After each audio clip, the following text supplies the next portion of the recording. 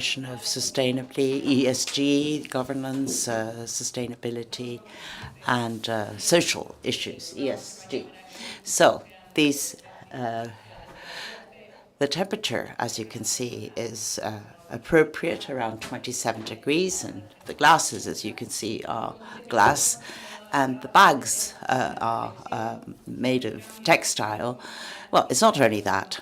There are many other things, and that is the reason why we're here. The pandemic, I think, has made the situation worse. The inequality has become worse, and this is a responsibility we need to shoulder, all of us, citizens, public administration, politics, businesses. There's cooperation amongst all of us, which is going to make it possible for this change to happen, to have resilience and to have better ideas about these matters. That is why these conferences, these roundtables are going to be very interesting and hopefully inspiring. Over the coming years, well, it'll be crucial to see how we manage talent. When we talk about citizens, very often we think of consumers, but as citizens, we're also employees and businesses. You have a responsibility to manage talent. We'll be talking about talent a little later on this afternoon. And without any further delay, can I ask you to listen to the first of our roundtables, how to recover trust. Joana Bonet is going to be here together with Ángeles González Cinda. You know that she's a director and she's a chair of the Reina Sofia Foundation, and she was also a minister, you may recall. And it's a pleasure for us to have you here with us, because when we talk about sustainability, when we talk about the agenda and how to invest in a better future, well, culture plays an extremely important role. I'd like to ask you for a round of applause.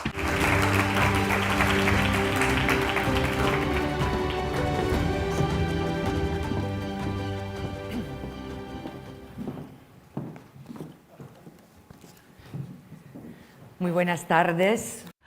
Hi, good afternoon. Well, the title of this particular conversation is Rebuilding Trust. Now, what better term to use, culture, to relate it to trust and the need to support and to rebuild trust? Well, if you look at trust, if you look at the dictionary of the Royal Academy of Spain, but it's a series of elements which allows someone to have critical thinking. Knowledge is freedom. But in this world, we have lost these trends to go into more subtle spheres, in the words of Machado.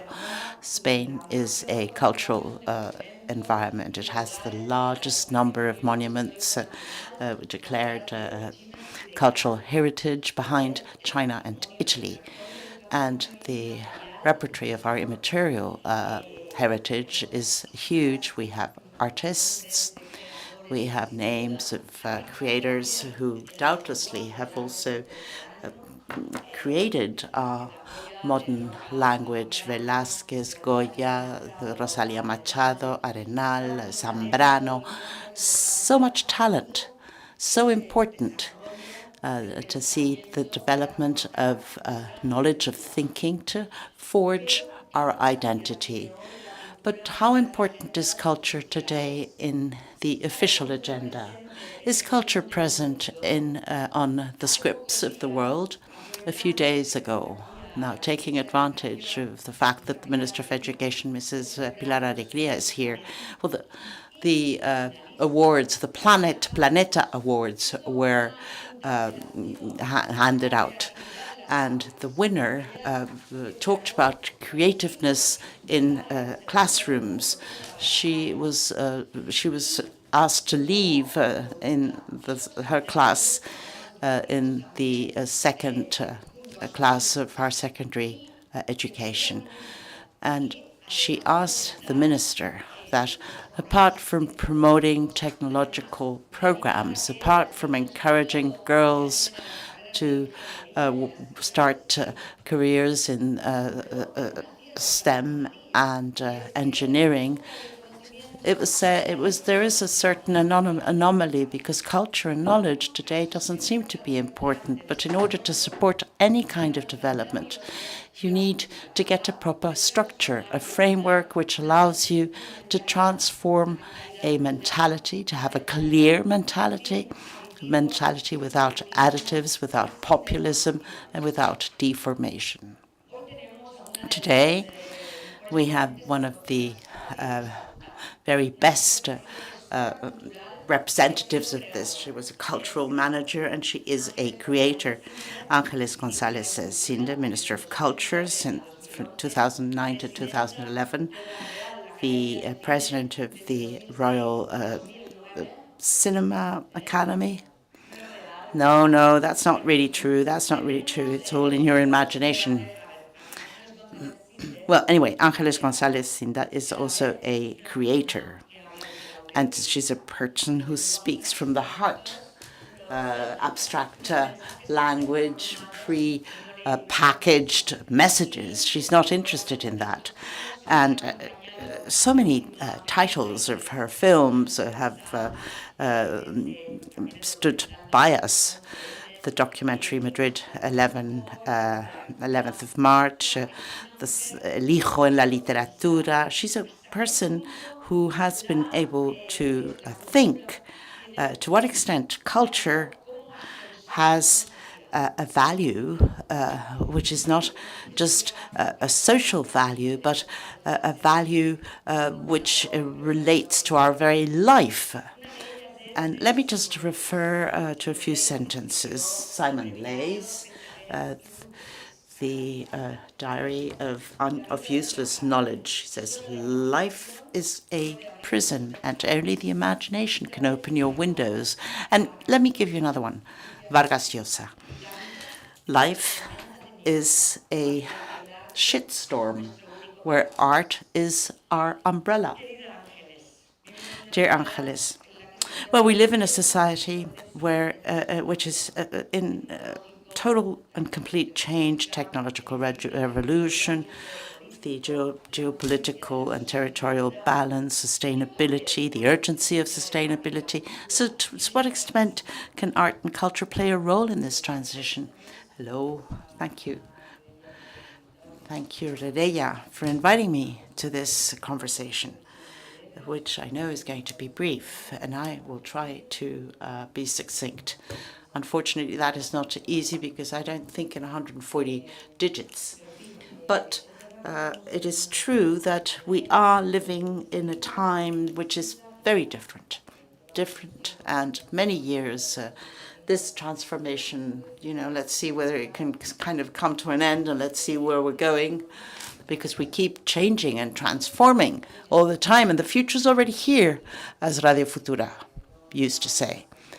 There is no more transformation, no more change than something that is a constant, something that will continue being so deep into the future. So culture, and within culture, specifically in arts, well, they play a role today. The king, who's in Frankfurt and spoke about translators, the importance of the translators. They play an important role because as readers, very often we pick up a novel of one of our favorite authors, a Norwegian thriller, an American bestseller, and we don't ever think about the person in the smaller print who has actually translated this. So the creators are the translators. They are the ones that try to make this contradictory, unfair, unjust world and turns it into something that is comprehensible to us. So this perception that you have that something which disquiets you or something that you enjoy or something that you worry about, but through art and culture, it's like a glue which, makes sure that society runs smoother. Lucio Ordine, his most recent book, he's an Italian professor. He wrote a book some 7 or 10 years ago about the importance of the uselessness in arts, in philosophy, in literature. And today he's published a book called The Man is Not an Island, and referring to this classic poem of English literature. Because basically we are much more interdependent, much more than what the technology which the technology which keeps making us believe that we are interdependent, that we're more than one. And that is what gives us a strength as citizens, as communities, and also there's a food sovereignty, which we talk a lot about, the objectives of the 2030 agenda and other political programs which we set ourselves as an objective, as a target. We talk about sustainability, but we need to talk about sustainability of imagination. Imagination and fantasy are the tools which make us different as a species, which makes it possible for us to progress, which makes it possible for us to change and to move through different historical phases. Animals don't have this. They may have other advantages in their biological makeup, but we don't have that. And our history moves by generating working hypotheses, which we have as humans, and to learn from our experiences, especially those that were good or those that were bad, and even experiences from others.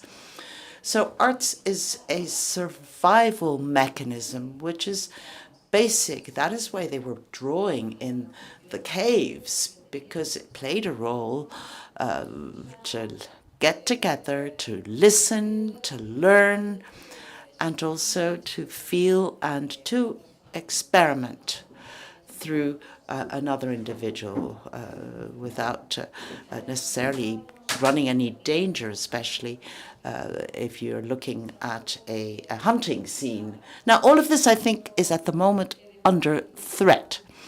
The technological paradigm and the cultural paradigm is going very rapidly and is expanding, and it globalizes our imagination. And it seems to be, and I'm talking about the audiovisual here in particular, which at the moment is the most influential way of understanding the world, of reading about the world, and of understanding what is far removed, what is happening in other parts of the world, or at other times, or in other generations. And the decisions of what we watch on our small screens are in the hands of very few, of a set of large companies, technological companies that take decisions based on their values, their principles, their style, and their needs in their business plans. And that doesn't necessarily coincide with what we need to see in a village in Belgium or somewhere in Calabria or in Mozambique and another one in Soria. So, yes, I agree. I think perhaps there is a deficit in imagination. Of course, we have a lot of advantages, a lot of benefits because of artificial intelligence. But when faced with all these new challenges, there are two interesting data. More and more philosophers go to Silicon Valley. They have been appointed and have received job there, and maybe some poets, Obama and Pedro Sanchez, who's a writer and narrator, who we all know. So basically, this need to continue searching for humanist knowledge applied to development, will that contribute to a new vision, an honest vision with the knowledge of our civilization and understanding of our civilization, rather than going back to the formula, the thinking which is sort of encapsulated, and digital language, which I believe amongst our young people, it has made it very difficult for them to actually write Spanish properly, or to write and spell properly. Well, let us understand that through the change, the way in which we understand the world, the way in which we work and live in cities, this change in the way we think, I think all of this is unavoidable. But the formula, the channels through which official culture and the role of the state in culture 20, 30, 40 years ago, well, of course, that is a role that we don't necessarily need today. I don't think that this way of thinking is going to come from the top down. That would be terrible. And that doesn't work. That's not going to be replicated. One of the titles which we received was to recover trust. Well, trust is only recovered if there's truth, because you perceive that it is something which is not pre-packaged, but which is true and authentic, and someone who is transmitting this is someone who's really thought about it, and that, I believe, is one of the way of thinking which we don't necessarily have in these type of connected worlds. So that the idea is really to look at life from the sidelines, from a different angle. And also, I believe it's important that in these sustainability objectives, culture should be taken into account as a way of spreading many options which imagination gives you to live in a different way, or to break with certain damaging inertia, but also the right, which I think is clearly recognized by the United Nations, the right to participating in cultural life. That is something you can see very clearly when you talk about certain territories. Well, basically because either there is no money or because people have left. The entertainment industry, which very often is called culture, doesn't want to go to these empty places, or it can reach these areas, but is not necessarily what citizens really need, because citizens are also there as agents to create and participate, because development is not merely economic growth. It's sustainability, it's diversity, it's equality. And let me tell you a little bit, ask you about diversity. What works in culture is that a film or that you have many types of films, not just thrillers and comedies, because that brings in a lot of money. Okay, you may have a good and well-run business, but we citizens are not necessarily going to benefit from this, because our thinking is not necessarily going to be prepared for more diverse situations. So cultural diversity was something that was really well thought out, but today they are called into question, of course, by the dissemination of culture, because it is so dependent on technology.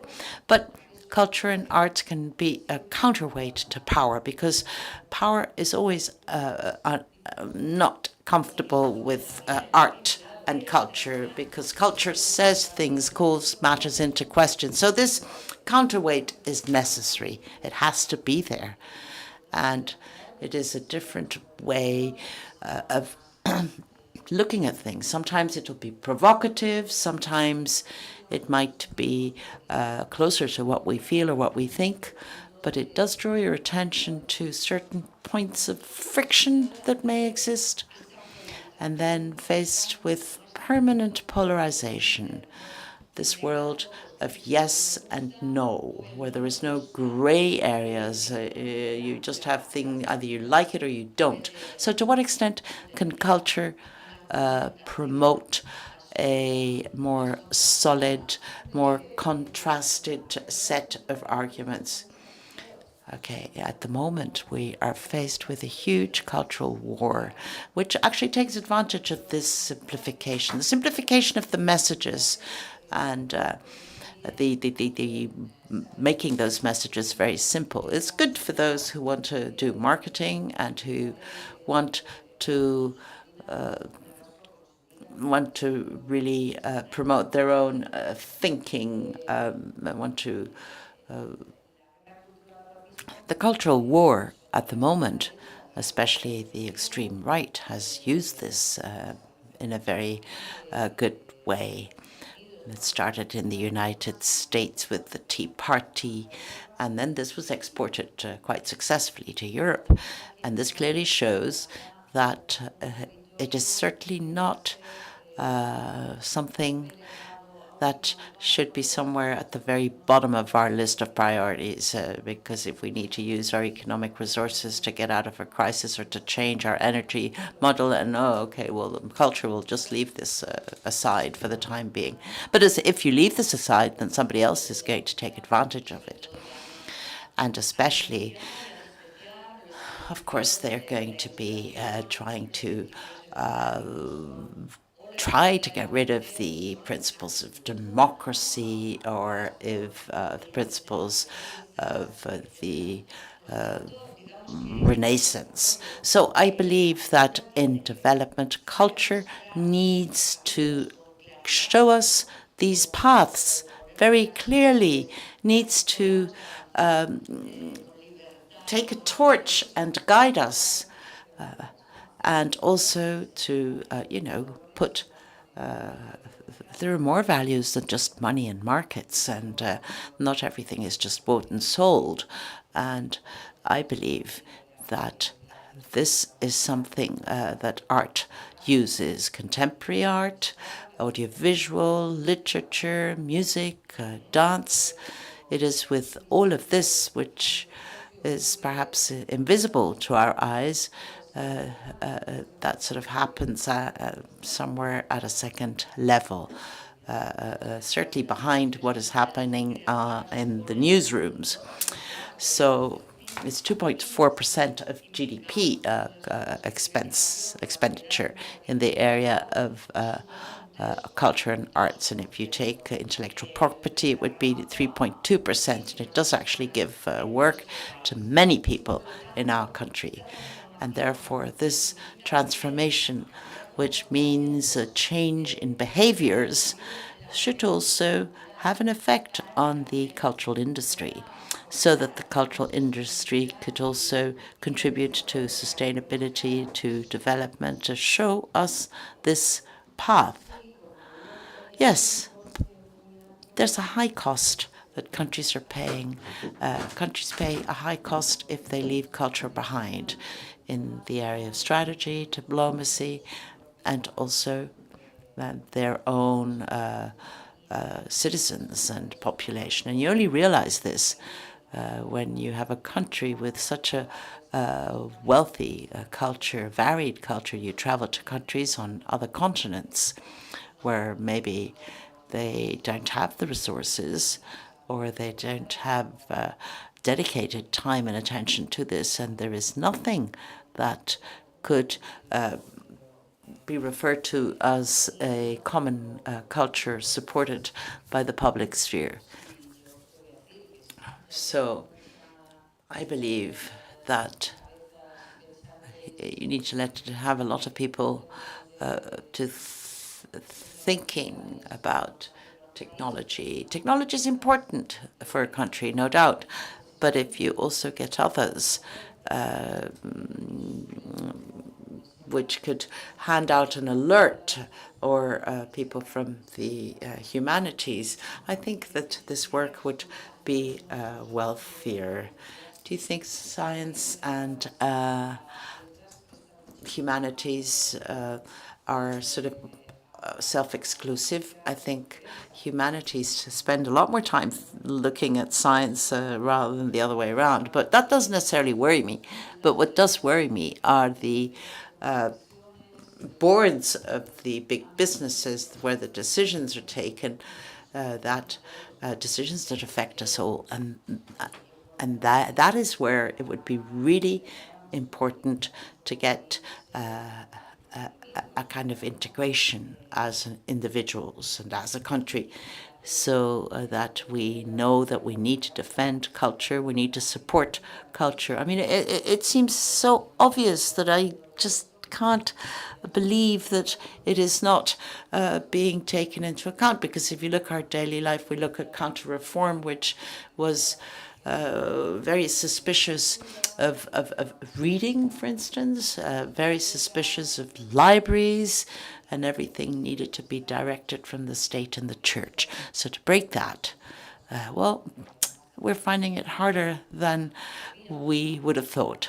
But even so, it is true that in our country, if you look at the figures, if you look at the number of libraries or the indicators, cultural indicators, well, the figures have gone up, of course they've gone up in terms of the number of readers. To what extent is culture related to trust, to promote peace processes, to create conditions conditions to feel, to no longer feel this fear that you have of something that is foreign, that is not quite something that we're familiar with. But it's true that if you know what it is, if you're familiar with something, I mean, this ghost, if you like, is surely less threatening once you understand that it's perhaps of a darker shade, and this darker shade, well, it could be a chimney stack, but it may be polluting, but it can. But if you are equipped with the right tools to face up to this threat, then that would allow you to have a clear and more intimate understanding of culture for all. And that is directly related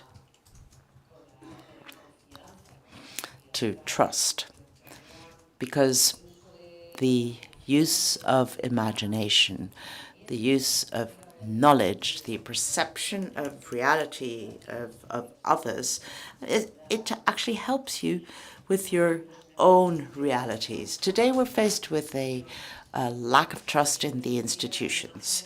We are seeing the pictures or the images of what's happening in France. So what role can culture play in Europe, in Spain, in order to close this wound and to actually make sure that these institutions are more humanistic, because it is an area where you need to be able to listen to others. It is really the start of a conversation, to talk and to listen. But apparently the listening side is not necessarily being taken into account. Well, listening, just as waiting, are things that we seem to have lost, because everything is in the immediate. And when you wait for something, well, you're waiting for for Movistar to get its act together. So maybe we want to be grateful to Movistar for taking us taking some time. You need to recover patience in that case. But if not, we don't need to necessarily wait so much, because there's probably something we can do while we wait to fill this emptiness. But emptiness is good in culture, in art, because it helps you solve many problems, the pauses that we take. And I believe that in the audiovisual sphere and in literature and in the arts, this is contributing to the fact that we feel as one. And this idea of unity does come through culture. And that is the most valuable thing that we have in Europe to offer to the rest of the world, and also to survive economically, even in a future in which I understand that the delocalization of manufacturing of products, well, it looks like Europe is not really going to have that source of wealth any longer. So I do trust that what makes us feel European is European culture. But again, let me come back to something. There is a sovereignty of imagination which needs to be strengthened. And we Europeans need to understand, need to know what other Europeans do, think, write. But every market, every territory is very closed and turned into itself. We only read what is produced by ourselves or by the empire, and not so much what is done and created by our neighbors. So let us use those channels, let us use those bridges, because culture and art need to be inseparable. I think we have sort of managed to sort of skittle into this section on sustainability. So, Minister, and let us use culture, let us use arts, let us be capable of moving ideas. And thank you very much.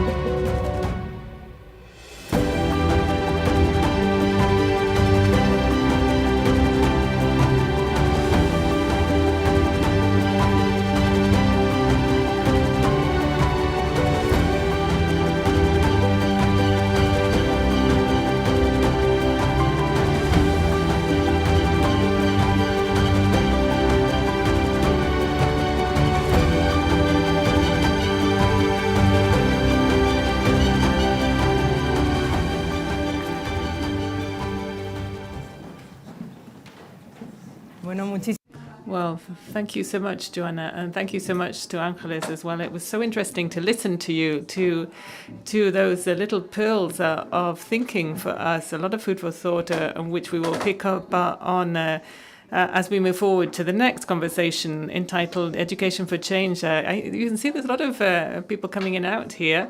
That's fine, actually, because we're talking about education, and the people who are coming in are making all of that noise as they come into the room. Our 6 teams of young girls from aged about 14, 15, 16 from secondary schools, and I'm going to meet them later, and you have to meet them. They are the future, definitely the future, and I'll let them come up a little later. But let's hear from our next speakers to talk about education for change. I think there should be a third chair. Am I wrong that we have 2 on the stage? I think there'll be 3 of us sitting here. Just if you could bring us a third chair here. I don't mind standing up here, but it's going to look like I'm the teacher and I'm asking the questions, and I'm asking the minister questions, and the chairman over there.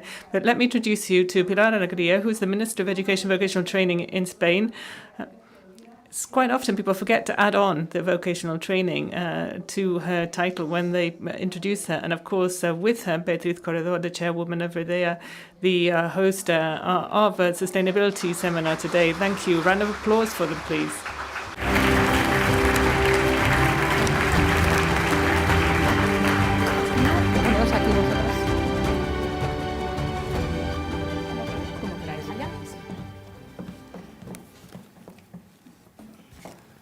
sido muy rápido.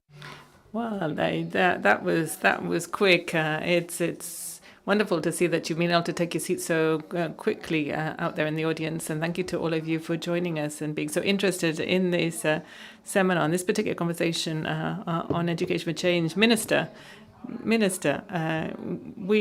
has been a very political week here in Spain, and there's been a debate in the Senate.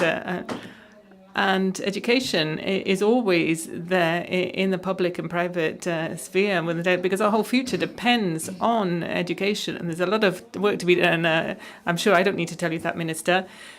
Spain, for instance, has the highest young people or youth unemployment rate in Europe, following Greece. And I believe that sadly we also at the top of the table for dropout rates and for kids who have to repeat years in school. So that these are just the stats and nothing to do with what we were talking about before. Now we're talking about changes in the world, a new future, and a lot of the jobs that there will be in the future don't even have a name that we can attach to them. A lot of you sitting out there in the audience, you young people, are wondering, what will my job sound like and look like?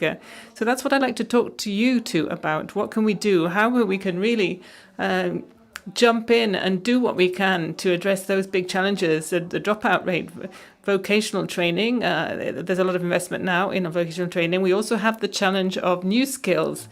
What do we have to do to be able to adapt our skills to that new future and to adapt our skills to the new business world? Where do we start, Minister? Should we talk about vocational training? Start with whatever you like.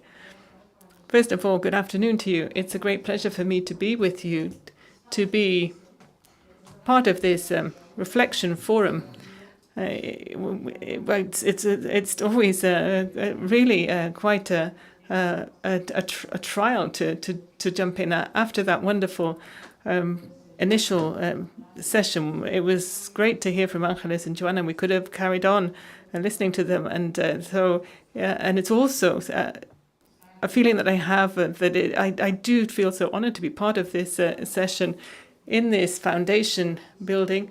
Don Francisco was the person here, as his disciples called him, belonging to this foundation, and he was such a believer in education, and we're still learning from his legacy.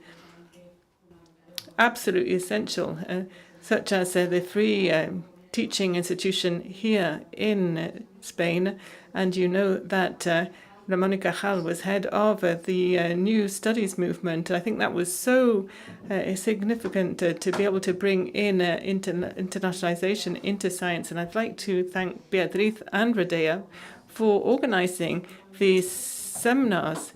They are key events. I would even go as far as to say that there is widespread awareness that we need to transform our world into a world that is more sustainable.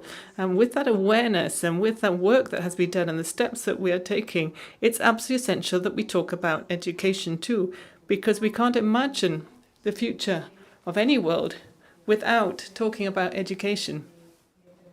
And Marta, if I could, I would also like to bring up an aspect that is key, and I'll try and briefly talk to you about another side of education that's important when we talk about education.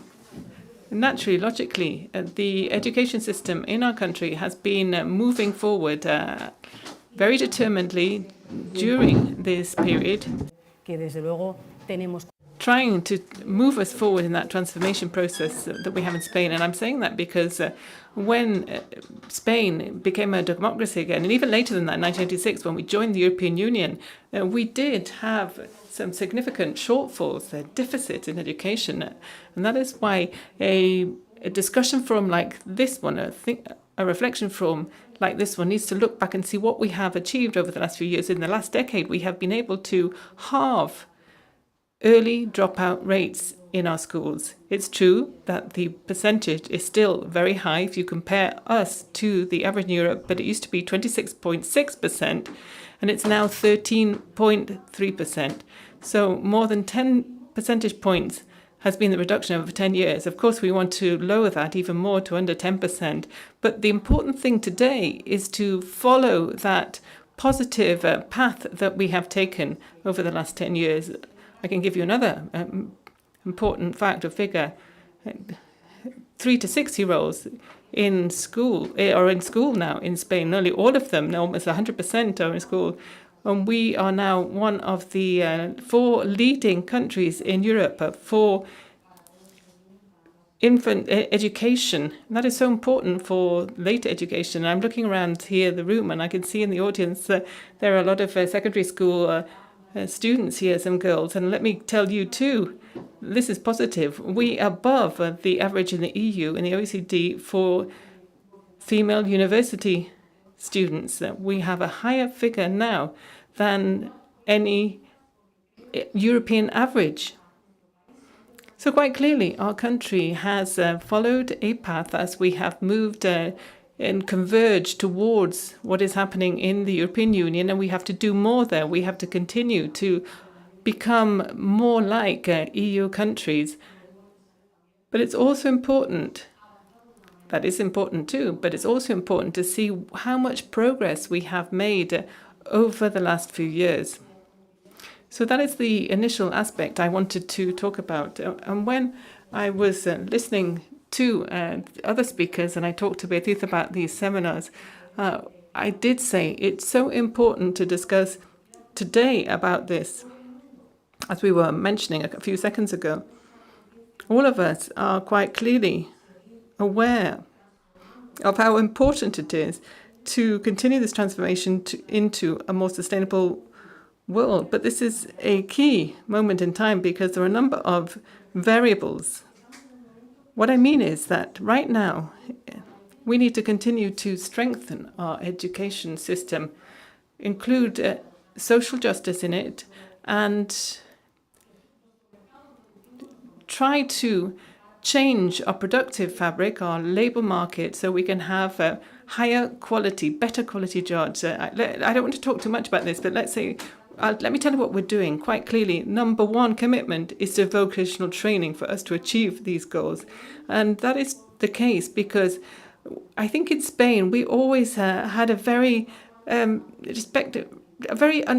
shall we say, pessimistic idea about vocational training. I remember when, by the way, I remember when I was a teenager, and I had a brother who was 18 months older than me, and I remember that they used to say that we used to write it down. She could go to university, but he could do vocational training. I remember that was a report that we got from school, and it made you think that vocational training was second division. It was worse quality. And unfortunately, over recent years, we have changed that whole image that we have of vocational training, because when we talk about it now, we're talking about quality training.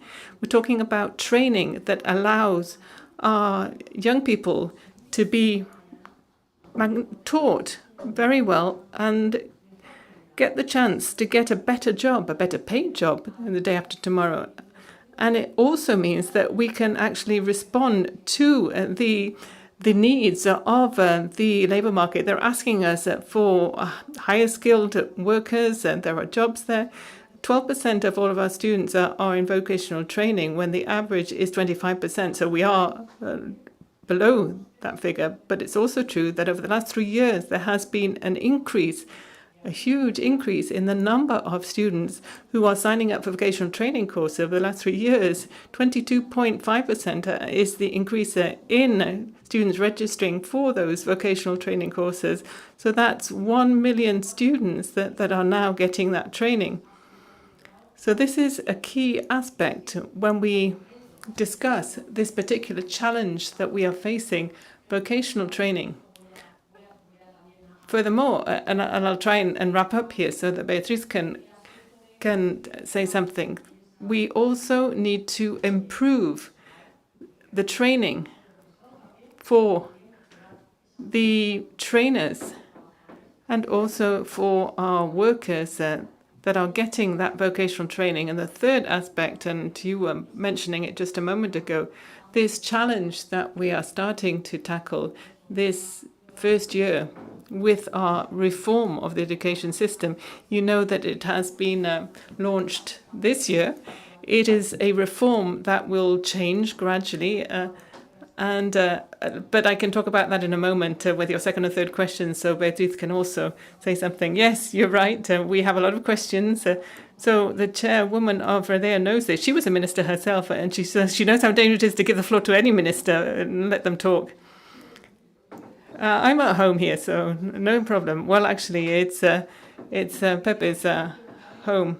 So Beatriz, let me ask you about those same challenges Pilar was talking about, but especially I want to ask you about women and women in STEM subjects, the science, technology, engineering and maths, because only 35% of students in studying technical degrees are women, and we know they are the best paid jobs. I think it's 13% in Spain. It's much lower, that figure. And I have interviewed many female engineers and women working in IT and in computer science, as they call it in the US. And the veterans there tell me that they started to work in artificial intelligence before it was even called that, and they're now 60 and 70-year-olds, and they were in there at the beginning, and then they say there wasn't such a big gender gap. There was so much money being invested in IT, and it was much more theoretical subject. It wasn't so practical, and there were more women studying IT back then. It wasn't so competitive, and I was struck by that. So in your business world, do you think we're on the right track here? Do you think Spain is moving in the right direction? And what role do we have as media to convey that idea of diversity? Angeles, Joanna were talking about that diversity needs to be there in IT companies. Well, thank you, Marta. Let me thank Pilar for coming here. Thank you to Angeles and Joanna as well for giving up their time to come and talk to us today. I think, Angeles, here, you haven't brought in a different subject to this seminar. I think people have to speak from the heart on the basis of their own identity. And you're right, we can't build any identity without culture. How can we struggle to get sustainability for the planet, and that means survival for the planet, if we haven't really understood that there has to be a culture of long-lasting life? Angeles, I don't know what you think about this, but I think there are two duties of culture. One is to convey to the public opinion questions that could be very technical, but can be understood if we approach them from the angle of the arts. And there are films, and Angeles is a filmmaker, that tell us a story. And those films can actually spotlight a social problem or an environmental problem or even a technical problem. Art, all forms of art, dramatic art, plastic art, visual arts, sculpture, Angeles and I both are there working in the foundation in the Reina Sofia Museum. So you're not outside of this discussion at all. We can't do this without culture. Estabas hablando del tema de las carreras STEM. So when you were talking about the STEM subjects, STEM, that's science, technology, engineering, and maths. But we have also here in Spain the same acronym, but with an A in there in the middle, STEAM, because we have arts there. We have to have arts, philosophy, thinking. I don't know whether, girls, you've seen a film that was called Concealed Figures, I think it was called. It was about women who were actually working behind the scenes to work out the figures. They were mathematicians to send the first rocket to the moon. They were the people responsible there. The internet is also something that was done by women, but we've been basically relegated to the bottom in the past. I remember times like Pilar. I'm actually a lot older. I'm 54. I remember when I was studying, there were more women, there were more girls studying these subjects. Okay, there weren't many in our mother's generations, But I think what happened was that women stopped studying those subjects because of the 2008 crisis. There were a lot of 30-year-old women there who had to take a step back. There was a lot of unemployment then, and it was women who had to step back. I have a 15-year-old daughter, but I've also got a 26-year-old daughter. That means that the mothers of the friends of my daughters are about 10 years younger than I am. And I've seen when I've gone to school that it's the women who are going to pick up the young girls from schools, and because they've left their jobs and there's no way back for them, and we can't have that. That is why there aren't so many girls studying technology, and also forget completely about limiting yourself, any limitation at all. So I know there's a video somewhere on the internet that says that as of 6 years old, girls and boys start to see professions as being from women or from men. Astronaut, if you throw that to them, they say man, nurse, woman, they would say to you. And that is the way things are. And that is about education. But it's also about the fact that you actually set limits on what you can do. Pilar, I don't know whether you agree with what I think about this, but I believe that we as girls or women are much more aware of our weaknesses, and men or boys of their strengths. If you have a list of requirements that you have to meet to get a job, or you are going to a competition, and a girl says, oh, I've only got 9 there, she would say, I won't go in. And if a boy says 9, well, that's me in there. And that's education. And all of us here, and in the business world too, have to say, get rid of those hang-ups. I know you girls in the audience don't have hang-ups because you're here because of the competition, but in STEM subjects, there's something else that's very serious. Marta, you were saying that. A lot of you girls are studying for professions that still don't exist. We don't know what the jobs of the future will be like. So any training you have now needs to be able to provide you with the skills that you need so that you can work in the social sciences or IT or arts. I have a psychologist as a daughter, and she says, I have to work with IT as well because it's a technology world. She knows that now. Technology subjects are absolutely essential at university, and you are essential as women, and you have to form part of teams as well, because there has to be diversity. If it's just men on the team, then they're limited. They won't be able to solve problems.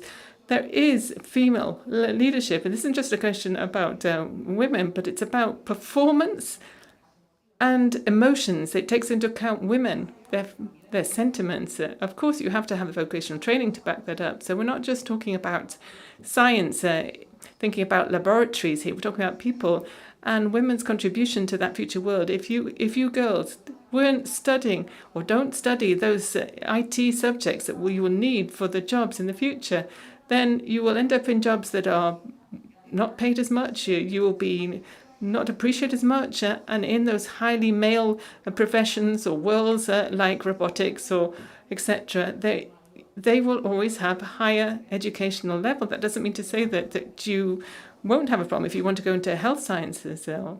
You will be able to do that. I don't want to talk too long about this, but my conclusion on this subject would be that society of the future needs you, because it's not what we've done wrong in our generation can't be solved. It's done, isn't it? What can be done now, what can be solved, is for you to actually pick up the button and convince everyone in your environment, in your setting, that there are rights that still have to be won over, such as sustainability, be your responsibility. And we have to give you the tools that you can do this. You can take up this responsibility. And let me finish on the point that in our generation, people said, oh, just sit down and study and then you'll get a job. No. Study, get a job. Study, get a job. But you always have to study. You have to constantly be studying and training. I'm still doing that myself. I've studied so many subjects during my whole life. And you have to do that to be able to be in that world that is constantly transforming. Ángeles, I don't know whether you remember, when we were in government together, it was the 2008 crisis. And as Pilar now has the pandemic crisis and the Ukrainian crisis, we always had to be changing. I remember Anna Pastor, an interviewer, said, does the government improvise? That was a question she asked me as a minister. And I said, if improvise means to actually adapt to changing circumstances, yes, the government does improvise. That is what it has to do. And that has a lot to do with creativity as well. and imagination. Improvisation is essential for progress, as is imagination and creativity. I think you have to let your mind run free. That's the best thing you can do. I'm sorry, I'm spoiling the structure of the debate here by jumping in, but I was listening to what you were saying, Beatriz. And the gender perspective, gender dimension in education, is something you've explained really well. You said, and this is fundamental, that gap starts to appear when kids are aged 8 or 9 in primary education. And you're probably familiar with this, you girls who are at school, because there's this imposter syndrome that you probably heard about. So once they get to the age of 8 or 9, girls have a negative idea about themselves, particularly when they're studying science subjects or mathematics. And they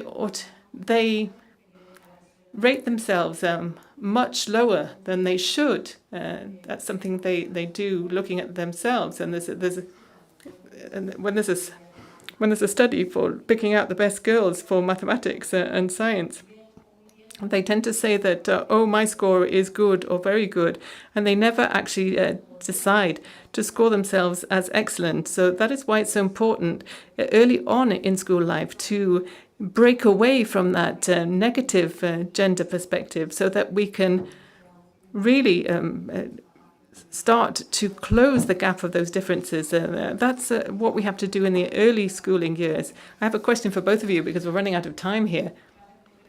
It would be really interesting to hear your viewpoint. So as a politician, you, and as a businesswoman, you, it's true that Spain has one of the highest graduate rate in the OECD, but they are also overskilled for the jobs that are out there, and they eventually manage to get. There's a lot of frustration among university graduates, and there's also a lot of frustration in the business world, because they're seeking skilled graduates in areas where students are still not studying. And so there's frustration on both sides. Graduates don't get a job, and businesses that can't find people for their jobs. A founder of a startup company just recently in the world of solar panel installations, which is booming at the moment, and it makes sense here to talk about that in a sustainability seminar, is finding it really hard to get staff, to get personnel here in Spain, looking for women in particular. But the problem is there isn't a lot of training there,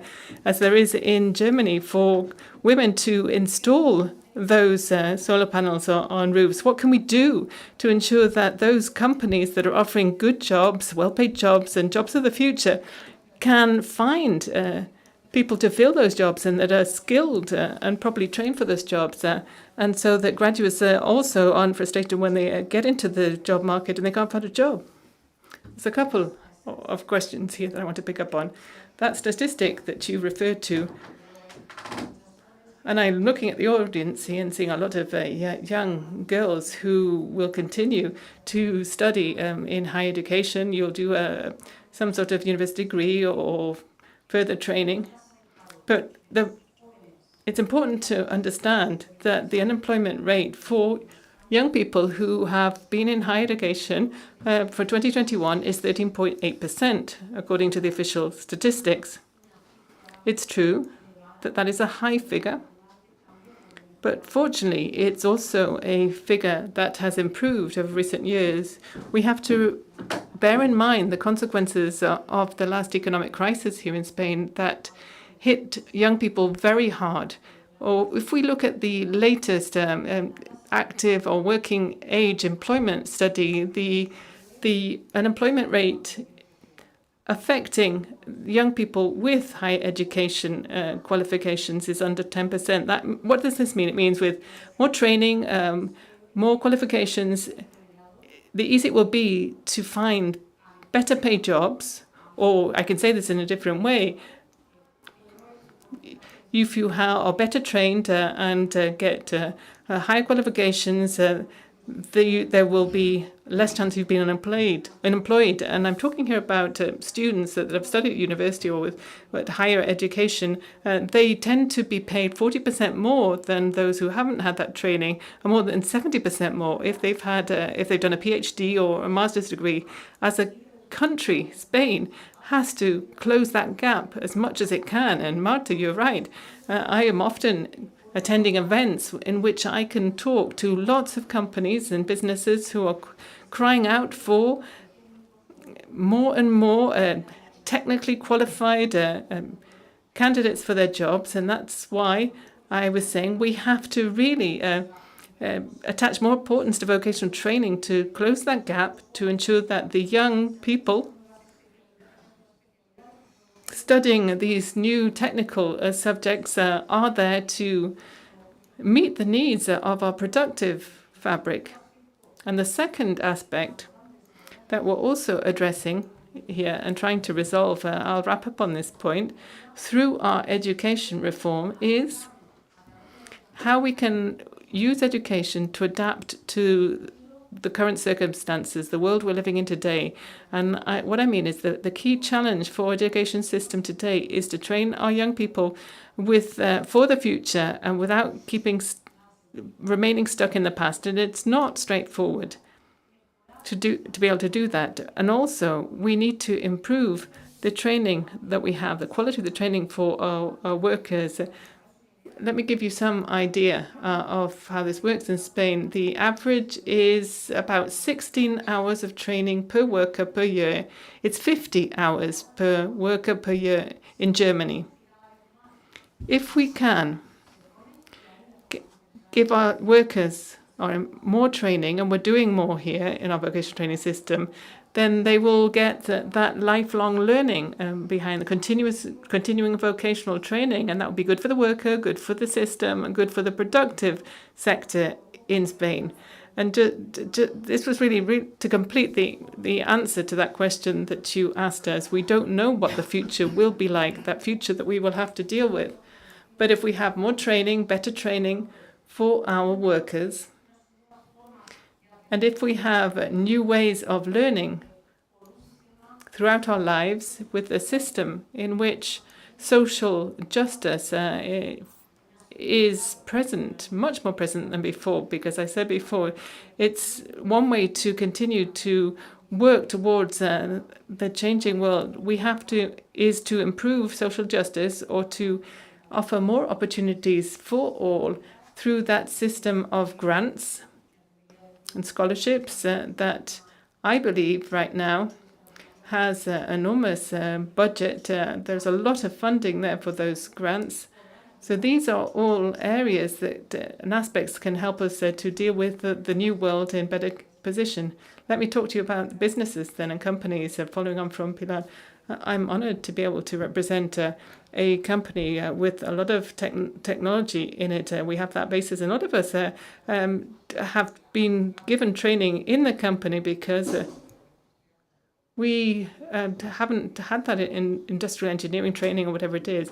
And what we have to do in particular is to help women to be able to get that possibility to get the post of responsibility. That's a question for all companies. How do you get women to be in those management posts? And that's called company policy. We do, of course, need regulation and laws to help women to be promoted in companies. If we don't have a law on equality, then women won't get promoted. But I remember when I joined Redea's board of directors, we were already 50% men, 50% women, and as a listed company, that has to be the same. The next, we're not going back on that, but then at the management level, we have to have 50% as well. And as you go down the company, but if you look down at the bottom, then it's only 27%. So 27%. Is at the bottom and 40% up there. How do you do that? How do you actually push them? Through bias. You have to bring them in as women, and you have to ensure that you give them the leadership and training opportunities there for women, and that they have no limits they're putting on their own capacity.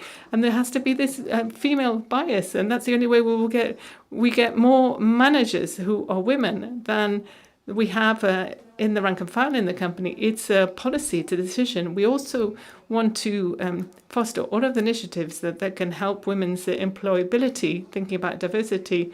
We are always looking at those indices, and we're part of that alliance that you were talking about before for STEAM. Let me tell you about this competition for these girls. When we set up that alliance for women in science, we were looked at Trinity College. There were 4 girls who were studying secondary education, and they were 16-year-old at that college, and they wrote to us and said, we've heard about Ispasat, and there's a competition for the European Space Agency. We have to build some sort of satellite, and we haven't got the material. And they wrote to us and they said, can you help us? And we thought about that, and we couldn't give them directly, personally, the material, but we worked out an agreement with the college so they could have the money to get it. And so Fatima, Dori, Miriam, girls here, had a great idea. We thought, why don't we wind this out to the whole of Spain? And we talked to Pilar, the minister, and we talked to the regions as well. So once we had set up that network of schools all over Spain, we set up because we already have that network competition. It's a mathematics based competition that they can actually do. They do it in class and when studying science, and so then we thought, okay, let's set up that competition, and we got answers from 100 different girls from 20-something schools, and we set up a jury, a panel to work out the award with scientists, female scientists, and Leah Garcia was also on it. She was the engineer who designed the very first bionic exoskeleton in the world, and so we had engineers, female engineers on that panel. There was a transport engineer, there was someone for innovation, someone for construction materials. So there were 5 women on the panel, judging panels, and they looked at all of the different candidates, the application. There were so hard to choose. We have 2 for each category at the end, and we realised that we will continue with this because it's a wonderful initiative. Before you present the awards, I would say congratulations to all of the girls and their teachers because of the additional effort that they have made. This is extracurricular. It's more than it's on top of their academic work, and they've had to think of the idea, build it, work on it, and present it in the competition. And I hope you think it's worthwhile. All of that effort and work has gone into it. And thank you so much for the tremendous response we've had to this competition. And thanks to you, Pilar. I can't think of any better way to end this conversation on education for change, which that enthusiastic comment from Beatriz about the competition. Congratulations and a round of applause to the girls.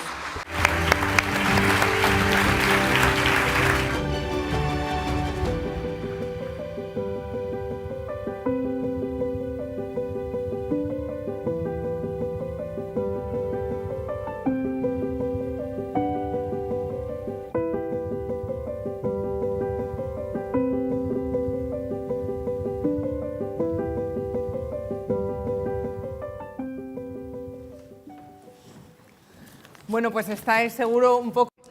Well, I suppose you're a little nervous, those who will be receiving their awards for the competition of Rede STEAM. And I know that I'm going to ask all of you to come up to the rostrum, the Big Bang Ciencia people. So we're talking about science, so let the scientists just speak. Let them take the floor.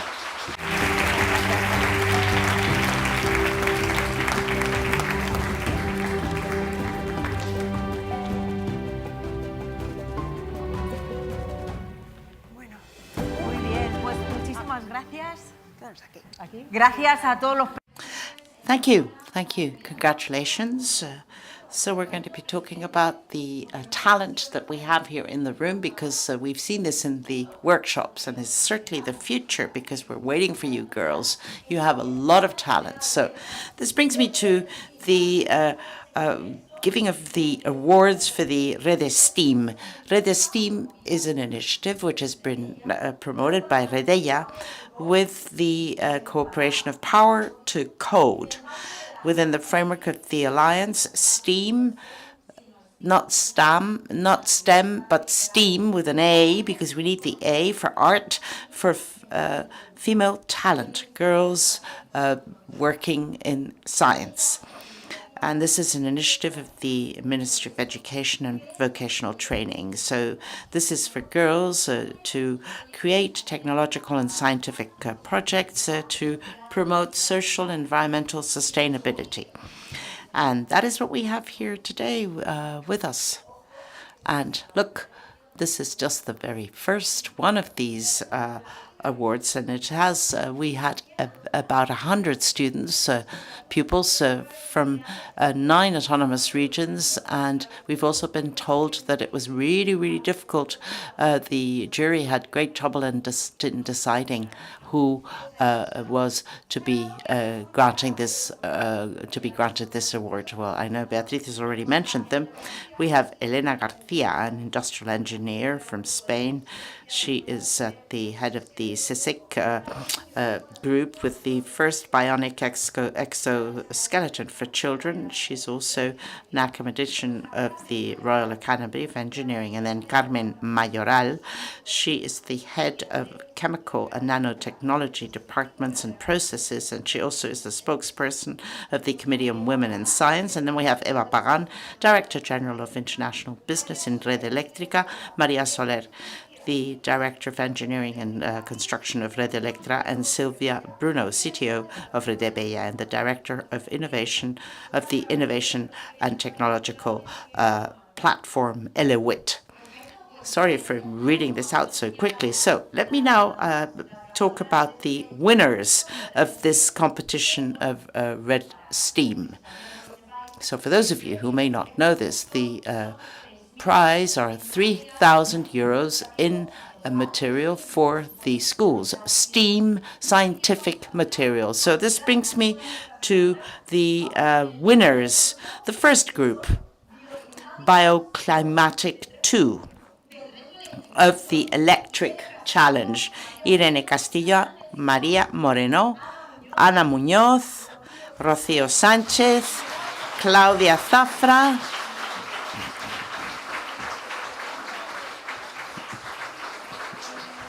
this is a tiny little gift for you. El proyecto.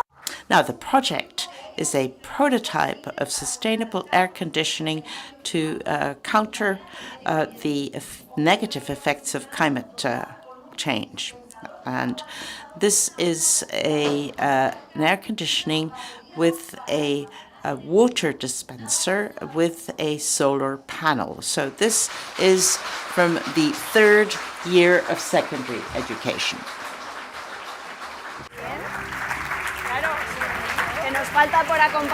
Oh, and I do apologize because I forgot about Alberto Corral.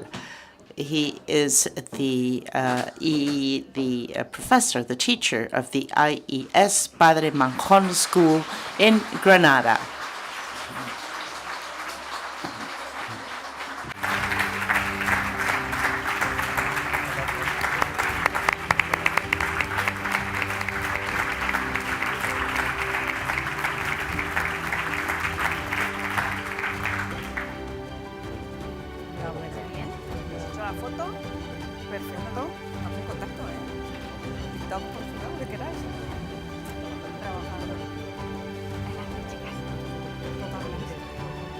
Tenemos que continuar. Right, let's continue with the same challenge, the electric challenge. This time to ask the Illuminati to come, Patricia Volado, Celia Gomez, Celia Martín, Erika Alexandra Morera, and María del Carmen Sainz, together with their teacher, Silvia Miera of the Julio Blanco School in Cuento, Cantabria. Well, they brought us in their projects a prototype of a sustainable city. And this is based on public transportation without emissions, and also for the automatic use of the lighting of the streets through LDR sensors. And it is going to save both energy and save money.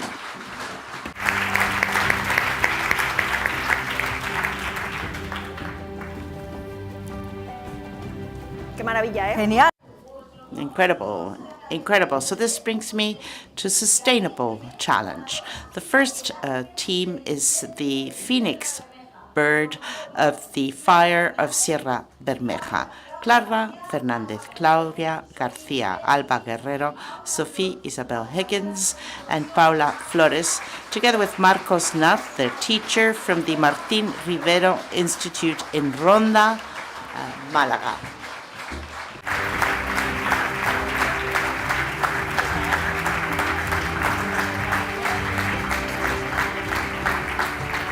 Os digo. And let me tell you, this project, which was developed, was to recover the soil after a fire using a special device for the protection of the soil that has been burned by keeping the water in the areas. Hold on, just a picture, quick picture.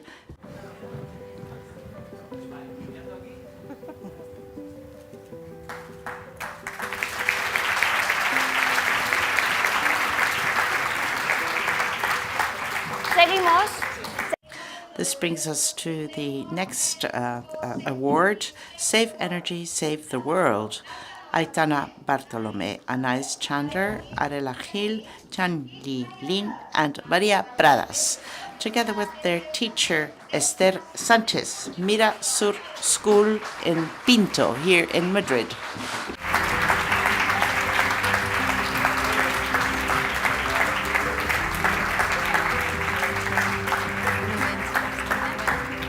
Este proyecto, bueno, pasamos de ciudad sostenible a... Right, this now brings us, this is in your project, what you have wanted to use is traditional architecture, and to take more advantage of this by properly placing your houses using an optimization of thermal insulation and energy efficiency with solar panels that can rotate and salt water batteries and a low-cost water heater.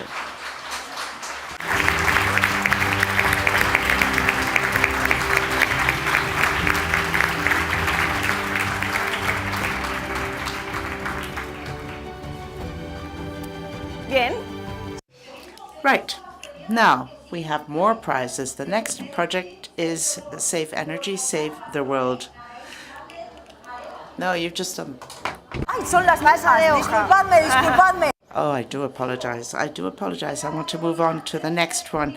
Now, in the category for telecommunications, Urbanitas en Red, Noa Delgada, Victoria Carrasco, Elena García, Candela Gutiérrez, and Ainhoa Navarro, together with Cristina Galán, their teacher, from the Sor Juan de la Cruz School in Cubas de la Sagra, Madrid.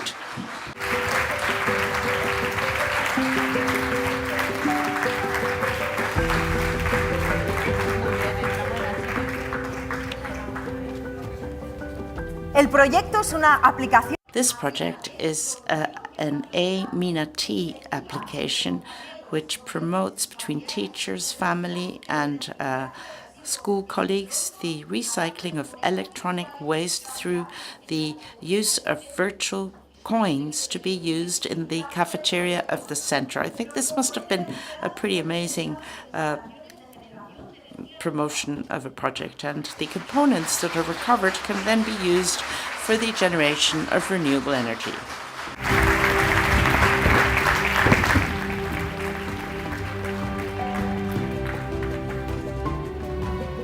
Y pues vamos a... Right, and this brings us to the very last group of winners, just as important as all the others. Torre Nova 2022. Carla Flick, Alejandra Rosselló, Maria Rosselló, Judith Uso, and Elena Barelles, together with the sub-director of the school, Maria del Mar Navarro, of the Torre Nova School, Betty Castellón.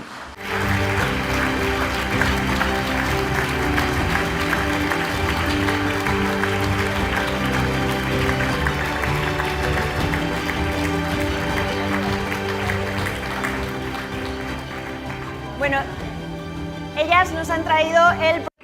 And they brought us a project for those of the people who don't want to recycle, because they have designed an assembly line of waste which allows the waste disposal system and device to know where this particular waste has to go. If you use this mechanism, actually it gives prize to its users with ecological coins, which they can then use in sustainable and organic produce in small stores close to the school.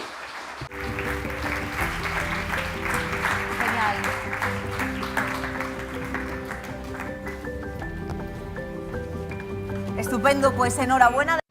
Now, congratulations to all of those awardees.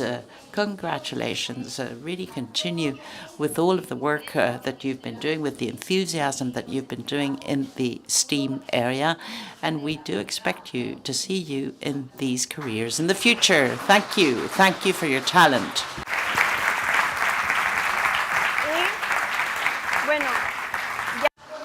And now, last but not least, we shall give the floor to the Minister of Education and Vocational Training, Mrs. Pilar Alegría. Okay, I will most certainly be very brief. Don't go, please stay. Don't leave me here on my own. No, because I think that the true protagonists of these acts are the 30 awardees. So thank you for your award, which I think you deserve. And I wish that you continue with this enthusiasm, with this interest, and that you pass this on to your friends, to your colleagues, because you're the future and you're a clear example of what we need to do in the future. We need you. And tomorrow, we hope that we can continue to see you in these science careers, and that you train in the area that you really like, and hopefully that it will encourage you to exploit your potential. Thank you for being here, for your work, for your interest and the enthusiasm which your teachers have also passed on to you. Silvia, Alberto, Marcos, Cristina, Paula, and Esther. Thank you. Thank you.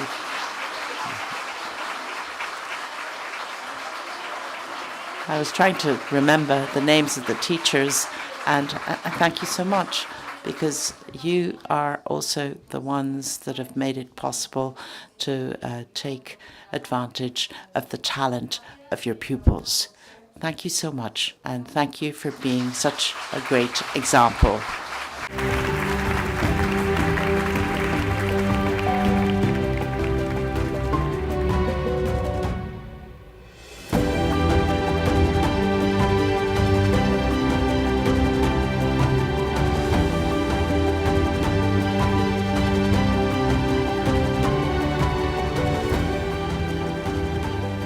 Ya podéis respirar tranquilas las 30 ganadoras y los profesores que habéis hecho posible que su entusiasmo.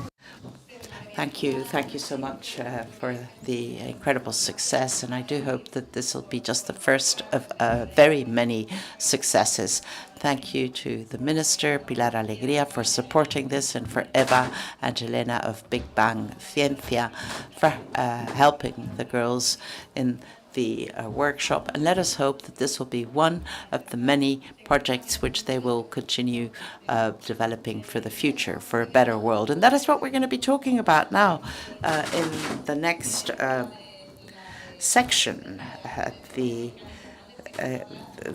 Gani Fernandez, who's going to be talking about the consumer in the center of the new energy regulation. There are many new ideas to turn the future into something which is innovative.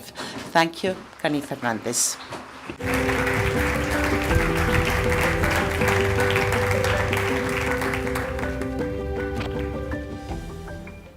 Bueno, muchas gracias a los organizadores de esta. Thank you very much to the organisers of this event, and a special word of thanks to Beatriz Corredor, the chairperson of Redea, and thank you for deciding to devote this panel to social responsibility and to people, to ensure that there are equal opportunities. Those young girls were just leaving, weren't they? But I also wanted to say congratulations to all of the girls who won the awards, because studying science, especially if you are a girl, is not easy, and we have to foster more studying by girls of science. I can see you over there leaving the room, so congratulations. It's a wonderful accolade for you, representing all girls in this studying science, and you are the future for technology. I agree with what is behind these events. Social changes, the sectors for the future, services, energy, telecommunications, audiovisual sector, transport or competition. All of these portfolios that are under my responsibilities, so I have to have a very cross-cutting view myself personally of our economy. We should never lose sight of that cross-cutting nature of this sustainability. We should be a means to an end. We're not an end. When we think about regulation of the market and competition, we have to guarantee markets are competitive always. But at the end of the day, we're working for citizens, the people, the general public. So social responsibility and sustainability hinges on people who are at the core of everything. We also have to improve life for all citizens. We have to reduce the inequalities. I firmly believe that the right to competition is there to provide a level playing field, so that with the same amount of money, consumers can have access to more goods, more services, cheaper services, and do more with their purchasing power, and also to broaden out the opportunities for growth and progress. And that goes for individuals too. That is the raison d'etre for what I do. I've been doing for my whole life competition. I'm sad Pilar Alegría has left. She actually studied at the University of Zaragoza, and I've spent my whole life fighting monopolies, companies that have been marginalized because of unfair practices, and I've been and I've also defended practices that weren't as unfair as they were thought. But competition is an extraordinary tool for companies and us as citizens to be able to get access to those new products that are prompted by innovation, which is also the daughter of competition itself, and new services too. And for us to have a society full of new business opportunities with no barriers to access to markets. In other words, competition is also about getting rid of those privileges that are there for only a handful of people, so that the market works for them, such as the big platforms for at long last, our new regulation on the Digital Markets Act for the European Union was published, which were regulating those platforms, because the right to competition has proved to be not enough for customers, consumers, to be at the core there because of these anti-competitive practices of these big platforms. And we're also here to generate business opportunities for other companies that on many occasions have good ideas. They have new blood, but the markets themselves have barriers to access and non-competitive structures. So we have to make these markets accessible and affordable for everyone who may have a good business idea. We're seeing how competition is also proving things for consumer. I often like to talk about the liberalization, deregulation of the railways sector here. That's also under me because it's transport, and that is a success story. There's nobody else in the world today that has 3 operators, and the third one will come into force later on this year. So they are operating the high-speed trains, and they are there to serve the consumers. Nobody else has 3 operators. We have an incumbent operator, Renfe, and there were enormous barriers there to other competitors, and we have been able to bring in new competitors, and you could now travel between Madrid and Barcelona for €7 on the high-speed train. We've just reopened the new high-speed line for these operators in Valencia to Madrid as well, and we do hope that there will be new operators in the southern corridor in Spain, and that is because the network operator in Spain for railways has understood that competition is absolutely essential and that it has to open up its network to other operators so that they can also compete against each other. And I think they've understood that right from day one. That's just one example for you, but I'd like to focus, if I could, on energy, because it is a sector that matters so much in all of our lives. It matters for the economy and for the environment, and it is certainly at the heart of discussions here. We aren't just the competition authority in Spain, by the way. We're also the supervisor for energy sectors. The energy crisis and rising prices for commodities and for energy too, gas and fossil fuels, are having a direct impact on people's pockets and how much they can spend. Rising oil and gas prices and electricity prices too, as a result, have taken the inflation rate to levels that we hadn't seen for years. It will be over at some point, but we have to get through this first. And of course, this is an inequality that is now in force. This inflation is now penalizing the low-income families, and it is jeopardizing our ability to implement social policies, and it's also jeopardizing the money we have available to spend as a public sector. So rising energy prices in the short term and the mid-term, dealing with that is a priority to be able to win the battle of social sustainability and to avoid the harm and damage for our economy, because it will stop being competitive because of the production costs are rising in all sectors. We have to use every single tool we have at our disposal. First and foremost, we have to safeguard competition, because that will guarantee stability, accessibility in the short term. The CNMC, the competition authority, is collaborating with the measures that have been taken by the Spanish government to try and stop spiraling prices in Europe. We are helping with implementation and supervising the transparent use or enforcement of them. There is an arsenal of measures there, and even today in Spain, in the Council of Ministers, there has been a new package of reforms that I could mention for you: intervention in the wholesale electricity markets, requirements to reduce demand with saving and efficiency, those spikes in consumption. For instance, we've committed to reducing 5% consumption. That's obligatory, and it'll be 10% on a voluntary basis in the EU. We have to open up our energy sources to other sources, as well as self-consumption. This is a challenge we have in the CNMC, because we have to help for those new business models to be incorporated as soon as possible into our portfolio of energy supplies. And of course, we have to be very close to the vulnerable consumers and help them by giving them more discounts on their electricity bills, or bringing down taxes, or offering some sort of tax breaks that we're studying now for hydrocarbons fuels. We're working as hard as we can to make sure the consumers benefit from these measures. And that's why I wanted to mention those discounts for fuel. We have created an application so that we can find out in real time any odd performance of petrol prices to be sure that those petrol stations are actually applying those discounts to consumers as they should. It's a real-time scrutiny, so we can make sure that the petrol prices that they're advertising are the ones that they're charging. Right now, fuel prices have fallen because of diesel, I think, because this is a fuel that has become a safe haven, I think, to compete against gas. But we'll see what's happened what will happen.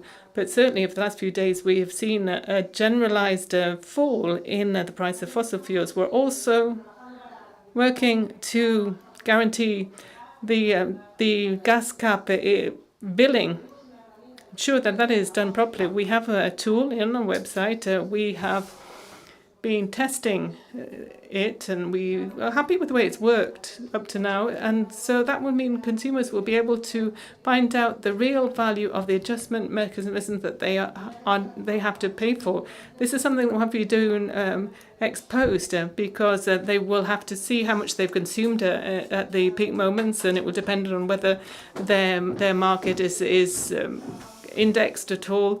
But we've done what we can to ensure that consumers can check that they are being properly charged by their suppliers with regard to the gas cap, and if they're not being properly charged, they can claim the money back from the company. We've also checked that the last resort suppliers are promptly responding to customers with regard to changes in rates. We know that people are switching, masses of people are switching to the regulated rate, and we also are trying to help them resolve any disputes that there may be between electricity companies and domestic consumers. There have been a lot there because consumers have wanted to change companies.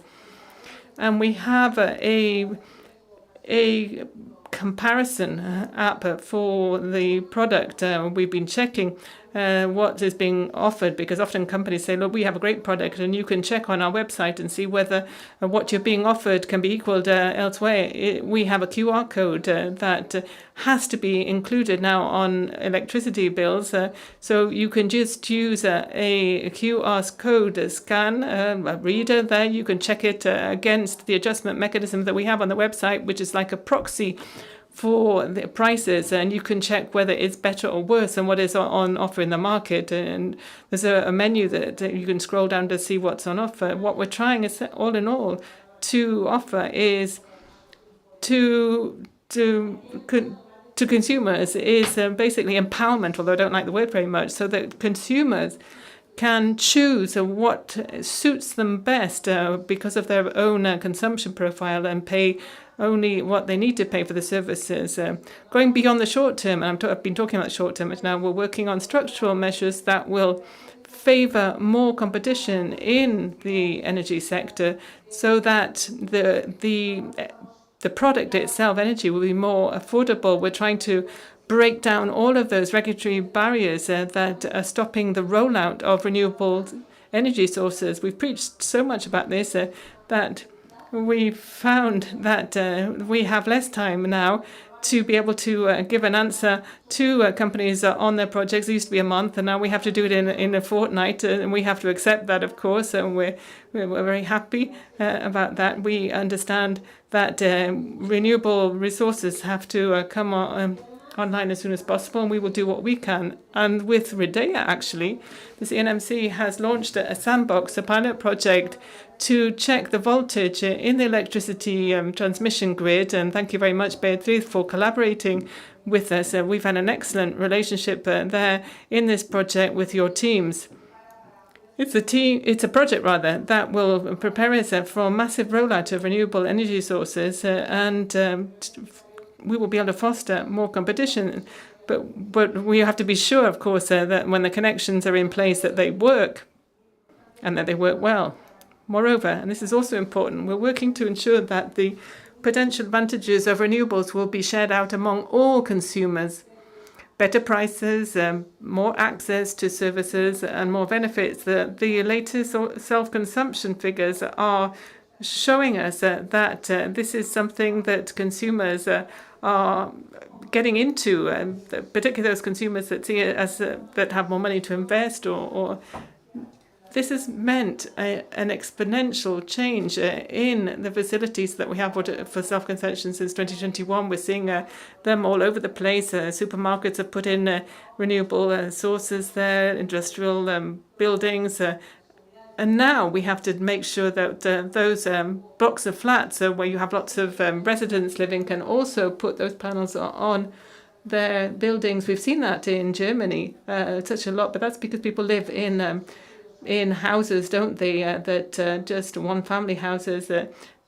But we're talking here about shared consumption, and we're looking at whether we can get the installation of those renewable sources there. Energy, and this isn't yet a real option, but we will have to. We're just at a very early stage at the moment. This is one of the biggest structural changes that we have to implement here. We have to work with the sectoral regulators and with the ministry. This is a new model that will give consumers a much more protagonism, not just because they will be able to receive all these different prices, but they will be an active player in the market. They will be able to distribute their own generation. They'll be able to work out their own what they'll do with their own the energy they generate and they consume. Who they want to sell it to. We're working on that, and I do hope, and I'm confident about this. In the next few months, we will have this increase in this self-consumption as they install these panels, and quite often. The last mile is the hardest and the most expensive as you roll out a network, and this is a solution that we feel could solve the problems. We're doing a lot also on training for consumers, citizens. They have to be part and parcel of supply. They have to take their own decisions in the future about how and where to invest and to act, essentially. There's a lot of work that we all have to do there to do that training, provide them the information, because consumers need to be key players, and they will help us to change the focus on energy models so it's more inclusive, more stable, more accessible, and it will be for the future. We will also be working with digital platforms, the electricity sector.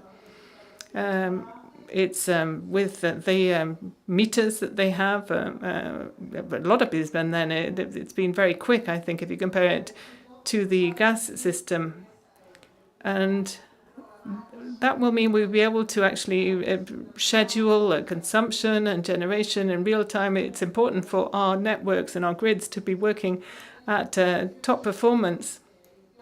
It's true that when we started those first projects that had to actually take us to an efficient use of the grids, and that was July 2021, just before we had gas supply problems, and then we had the Ukrainian crisis. We have emphasized a lot here in the CMC that we have to educate consumers so they can adjust their consumption to those times of the day when the grids are less saturated and congested. And then we find that the people started to send out lots of messages, and they had memes there. They saying, put your washer on at night, when it wasn't the case. When really that wasn't a problem. That wasn't when the most of the electricity was concentrated. We have to inform consumers, make them understand that the spikes, the peak points there in consumption are the ones that you have to avoid, and you have to be aware of that when you're using electricity. As I said, digital technologies will be part of the future, and big data as well. This innovation will allow us to get agreements between different consumers, and so they can manage their own needs. We will see perhaps new business ideas. This is all part of bringing in consumers into energy supply as a business. We have to make sure that these new models work, and that means coordination between so many different actors. Certainly we in the CNMC will do everything in our power to complete this process as soon as possible, and we know that we have collaborators such as Redea. As I said, we're already working with Redea.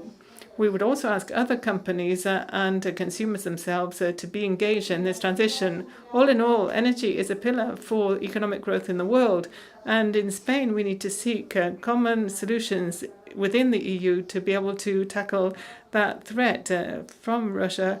We need to have stable supply. This isn't just circumstantial. Europe's dependence on energy is a problem that we have to resolve. It's not just something to resolve now, but forever. It's our responsibility as government, as companies, as individuals. We have to find the solutions for this situation, but it's even more important for those of us working in the energy sector. because it's the energy sector that is really disrupting the economy more than anything else. We have to be bold with an innovative, alternative, real efficient solutions. And I say, too, that we have to be generous because Spain right now is exporting energy to France or to Portugal because we're a single market, but in France we're doing this because the energy position that France is in is very delicate and you may criticize interconnect, but they are so necessary right now. This has been a good lesson for us. When others aren't clear, those particularly on the other side of the border, about the need for those interconnections. So we're seeing that now. Just now, when the nuclear facilities in France are in trouble, that the workers are on strike, public sector employees are on strike, and with the energy prices at the position they're in, that we're aware of the interconnections being important. We think that competition needs to be a key point of the change because this is what prompts entrepreneurs to try and find solutions to the problems of consumers. This is absolutely principle. Competition, I've always believed in competition. When you hear about intervention in markets, caps on prices for commodities, those of us who actually believe in competition put our hands up and say, be careful, watch out for the mid and long-term effects of measures like this, because pricing perhaps will matter for investment, and quite often intervention means putting a brake on investment, and you have to be careful. Competition, you see, is a structural measure. It's not immediate. It won't resolve the problems right now. It's not about prices now. Competition has to be about competitive structures, about new agents, new players that are more efficient, more active, and more competitive coming into the markets.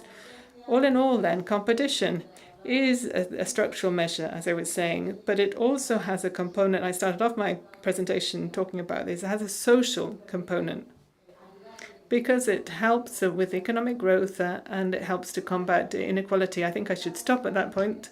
Thank you so much, Beatriz, once again for organizing these necessary seminars when social cohesion and social responsibility are so important for us to actually continue forward with our European project. Thank you.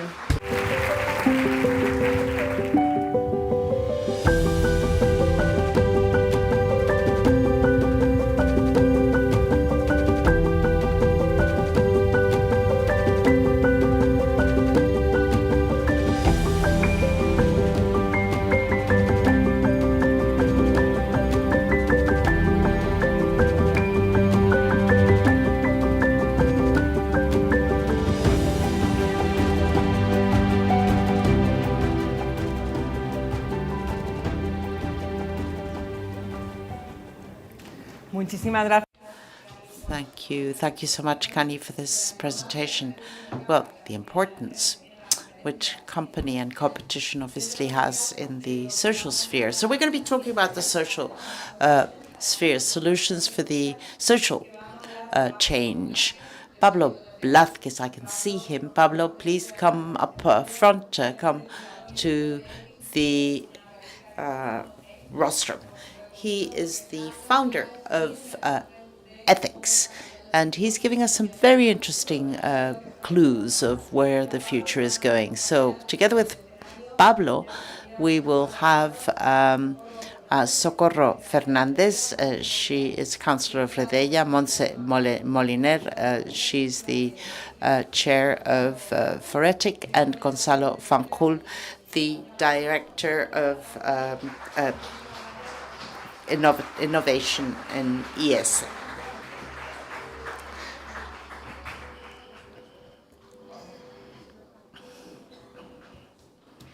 Así, si no, no te voy a ver. Bueno, Yes, hello, good afternoon. Thank you for this invitation. Thank you so much for being here with me this afternoon. I'd like to congratulate Redella for organizing this conference and to have a group of experts here, highly qualified experts, to speak this afternoon. Enrique Morente used to say, or sing rather, that there needs to be a way a path, and that what we use in ethic occasionally, that clearly defines the history of humanity. Sapiens try to clear the way, and that is what we call progress or social change. But progress is not something which is a straight line. It is ambivalent in what it creates. It goes in different directions, and in order to face up to these challenges of social change, and they have two drivers, which is digitalization and sustainability. Today, and I'd like to welcome Socorro Fernandez Larrea, who is the member of the Board of Directors of Redeia, Montse Moliner, Director of Sustainability of Manpower Group and Chairperson of the Board of Directors of Eléctrica, and Gonzalo Fanjul, Director of Policy Analysis at IS Global. So how do you believe that the present situation of uncertainty, especially in the geopolitical sphere, how is this affecting the boardrooms? Well, we said for many years that we were going to be faced with a volatile, ambiguous world. Okay, well, here it is. Here it is. We've been sort of preparing for this for years. Of course, all of this is certainly having a major effect. We were preparing for this, although the war in the Ukraine has made this more pressing. But we are faced with a situation, well, the fact that we've been preparing for this, it's a challenge for our people and for the talent that we will be able to find in the future. We need to give direction to this, and I don't think that the world is going to stop being global. It is going to continue being global, even if it may be by blocks or by areas.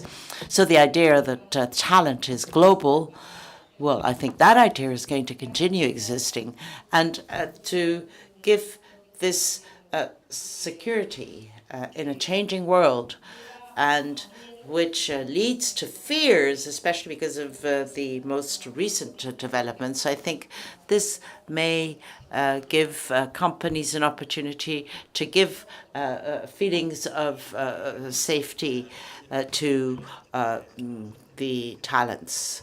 So sustainable development focuses on companies, and they say, look, we need to start acting. You can't turn a blind eye. You need to be part of the solution. Look at the social challenges and environmental challenges that we are faced with. So, Montse, what do you think companies can do faced with a challenge which is splitting society, that is inequality? Well, Antonio, can I thank Redeia and the entire team and Power Group and Fonética. So what can businesses do? What can companies do? Well, we play a very important role at the moment to reduce inequalities, or at least that is what we believe in our organization. That is to use the ESG criteria within the strategy of our organization. That is an indicator of continuity and sustainability in the company.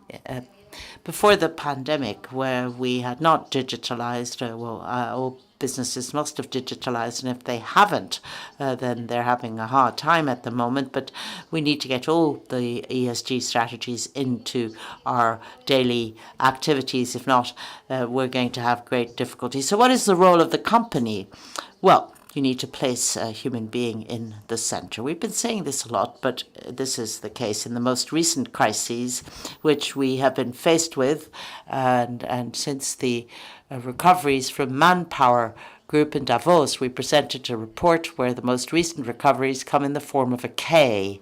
That is, people who have the right competences, who are sufficiently trained, who have the right skills, are taking up all the opportunities, so to speak, and those who don't have them, quite the opposite. They enter a negative dynamic, and this gap. This is a social gap which is getting bigger and bigger. And since the crises are quicker and more and sharper, what can companies do? Well, we need to help and support individuals, persons. We need to create an environment where internally we're capable of getting the best talents and to make sure that young people enter professional world with the right training, generate quality employment, sustainable, diverse, and we can do this in cooperation with other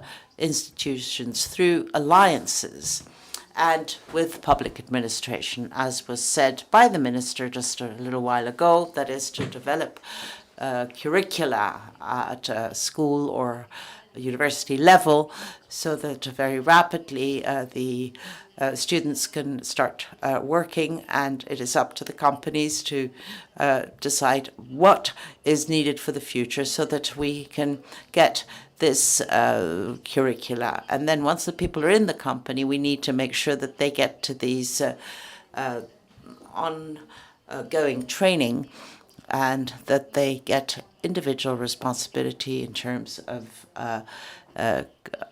ongoing education. Every time we will be working by projects. I mean, work in one place for all our lives. I think that is no longer going to exist. So we need to make it possible for these changes, these transformations. From Manpower Group, we talk about circular talents, like the circular economy.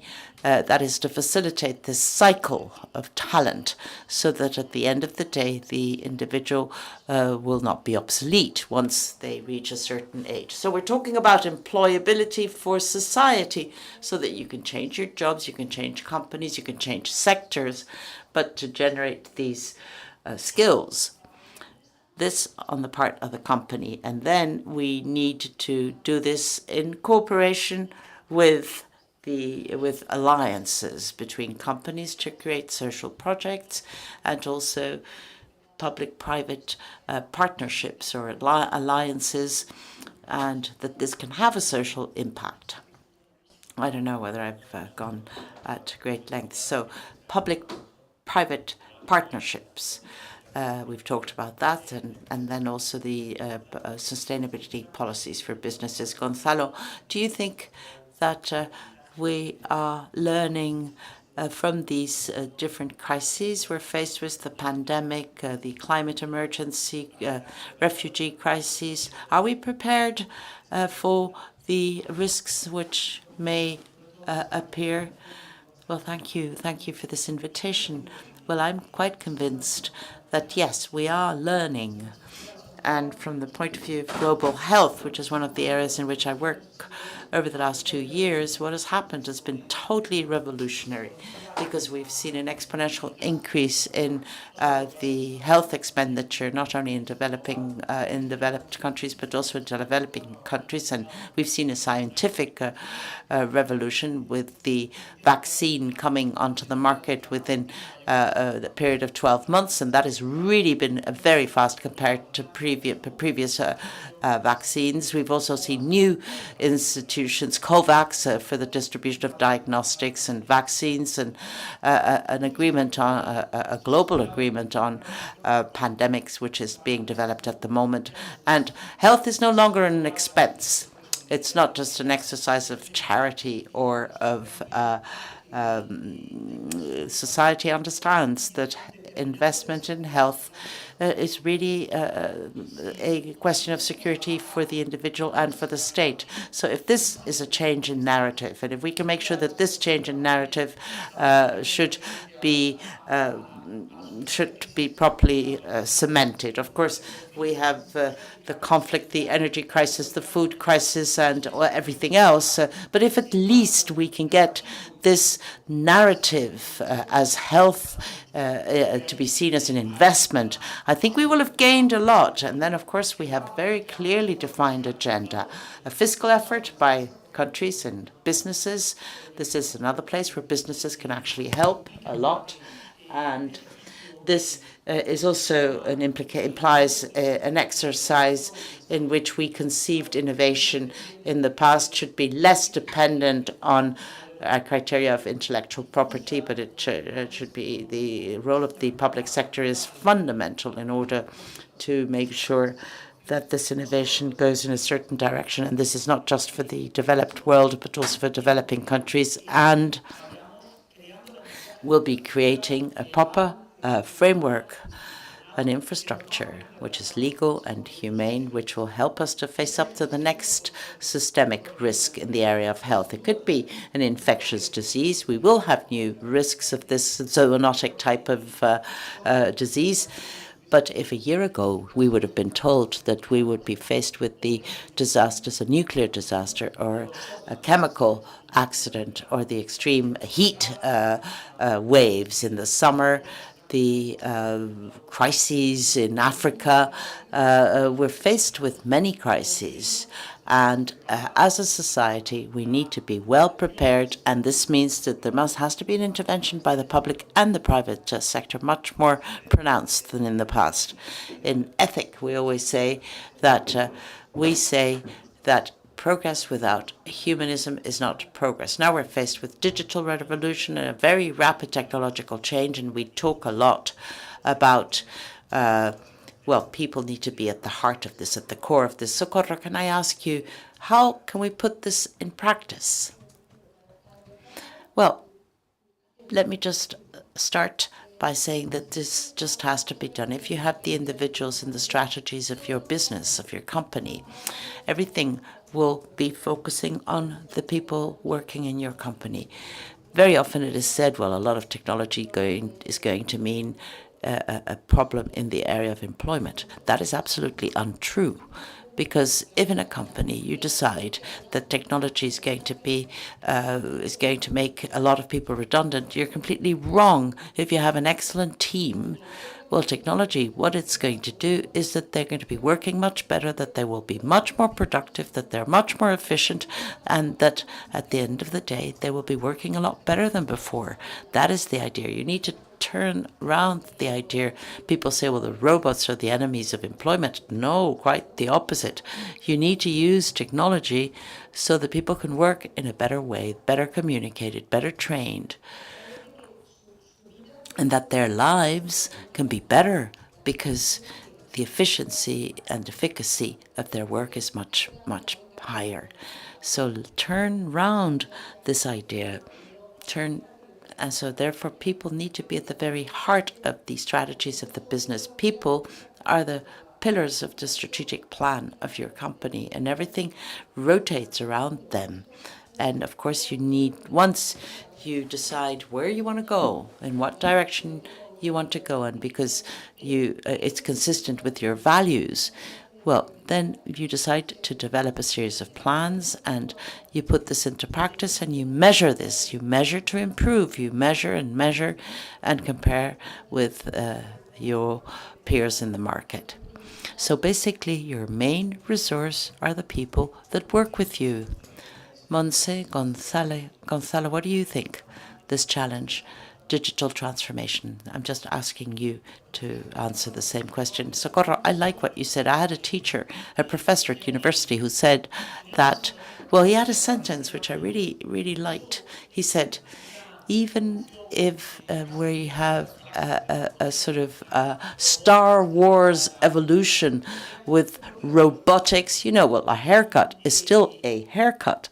So, and that sentence, I always took that within the context of a work that I've focused on. If you look at demographics, and that is really the most exact science. Demographics are very clear. Our societies look a little bit like me, kind of narrow at the bottom and the top and pretty wide in the middle. But pretty soon we will have this inverted pyramid. Fewer workers are going to be responsible for retirees, for people who are dependent on them. So the process of digitalization really, again, needs to lead to a revolution of international mobility of the labor markets. We need so many more workers of what our economy, and I do apologize for saying this, but much more than what we are importing at the moment. They're not I know that these are not products.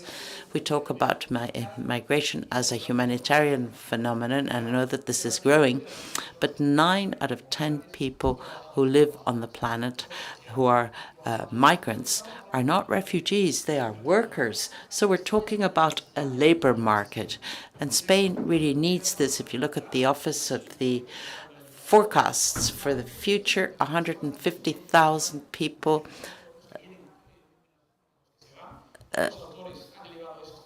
that is 150,000 are needed annually in order to continue the existing growth rate.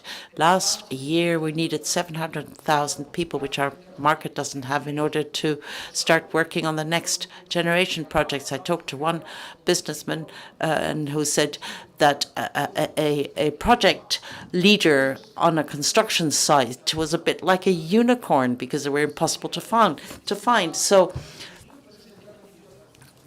But I think it's a system at the moment is immoral. We're shooting ourselves in our foot, and certainly in the area of the opportunities for those who are migrating, and also for the countries of origin. So I fully agree with the fact that this is a question of virtuous circles.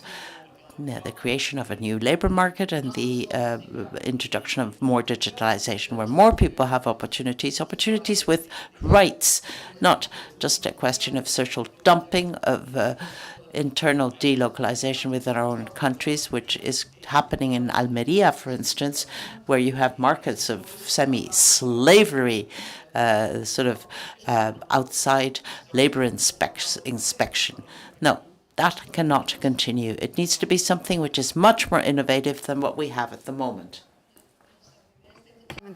I'll keep my answer short as well. I totally agree with what you were both saying. Initially, we said that technology as a process would actually destroy jobs, that people lose their jobs as a result. That's not happened. It's completely opposite. 90% of all jobs have had an impact from technology, and that is actually an opportunity. And that is something that we can talk about in qualitative terms and quantitative terms. And if we need that upskilling for people who are working at the moment, we need to do it. So for about 18 million people, that's what lies ahead of us. So yes, this is a clear-cut opportunity to be able to offer competitiveness for individuals and organizations in our country, and this is happening now. This is the virtuous circle that you were talking about. Technology allows you to do that reskilling, and in turn, technology puts you under the obligation to do the reskilling. It's not about just getting a new job. I think people will actually be able to work better thanks to technology, and their productivity will gain. Same people, same job, more productivity. This is what we're talking about, opportunities in organizations thanks to the transformation. And then there's the individual responsibility that comes into play, that you just have to lose that fear and do things on your own or as part of a group. And what about the green jobs then that you've heard about? What do you think about them? We have the energy transition, and surely there will be losers in that transition, but there will also be some winners there. There will be more jobs. What do you think about those green jobs? Shall I answer that? They are an opportunity, quite clearly, in this transformation to a greener future. The Renewable Energy Agency, the international one, has said there are 11 million jobs and linked to those green jobs. And according to the ILO, over the next few years, there may be about another 24 million jobs. They will be generated, so it's an opportunity. But we don't just talk about focusing on green jobs in our business. We talk about making the jobs we have now greener. It's the same as we were saying about technology. This is a transformation that all jobs need towards the greener, more sustainable future with greater skills, more skills, with a different cycle, a different loop, really, products, information, training. Socorro, you agree with that, don't you? Yes, and even for me, I would say that some of that internal transformation will be about greening those jobs. It's about doing things differently. And all this green process is about optimizing resources too. It's about giving our employees more well-being, more wellness. It's not just about numbers. It's green, yes, but it's green with an add-on, I think. It's sustainable work and sustainable work right across the board in a broad scope. And workers of the future, the young people, all know and that they will be working companies with that mindset. So it's not just a transformation of companies and it's the whole organization. There will be more focus on mental health of workers, or health and safety, of having a clear approach and conveying that. And yes, you're right, just as you were saying, I think. This is the inverted pyramid, isn't it? We're not just going to be selecting or recruiting people. We will be trying to bring in the best talent, and to do that, you need to offer something that is absolutely attractive to them, that is aligned with their own values. If we want to hire the people of the future, we have to show them quite transparently what our values are, and that's why I was talking about greening jobs. Because people in the future won't be happy with any old job, because they may feel that it's not necessary or it's not aligned with their own values. Yes, sustainability as a factor to attract talent, that's what you're saying. And Gonzalo, what do you think about the just or the fair transition? We're talking about climate change and decarbonization. Well, I'm not an expert on climate change, definitely not. But there is an element of inequality that runs right through climate change, doesn't it? In this phenomenon, and not just in climate change, but with regard to these planet limits, the global limits that we're starting to surpass and exceed, and it's going to have dramatic long-term impacts, and the consequences of the phenomenon are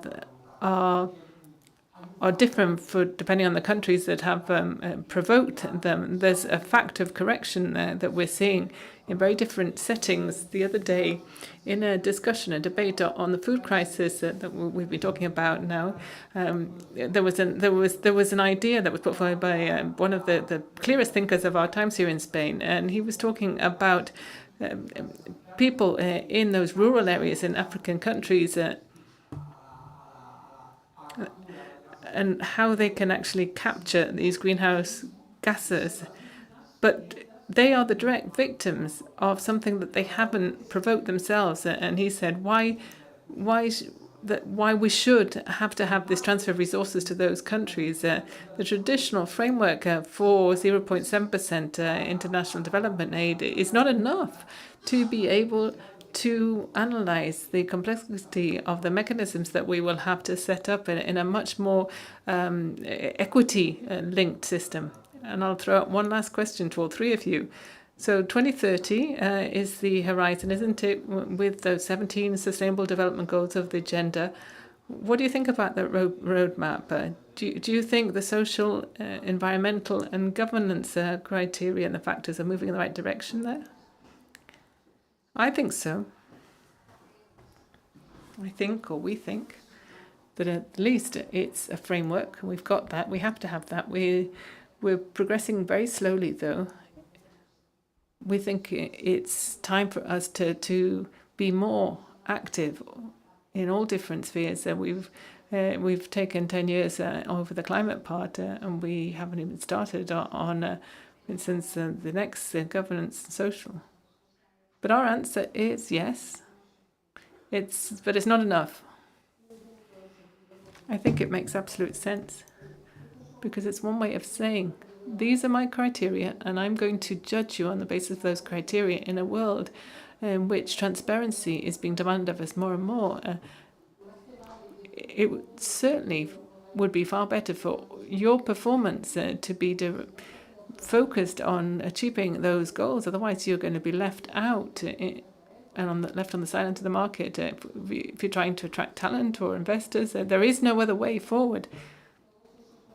And all of those SDGs take us to where you said before, that just or that fair transformation, and putting a focus on things together.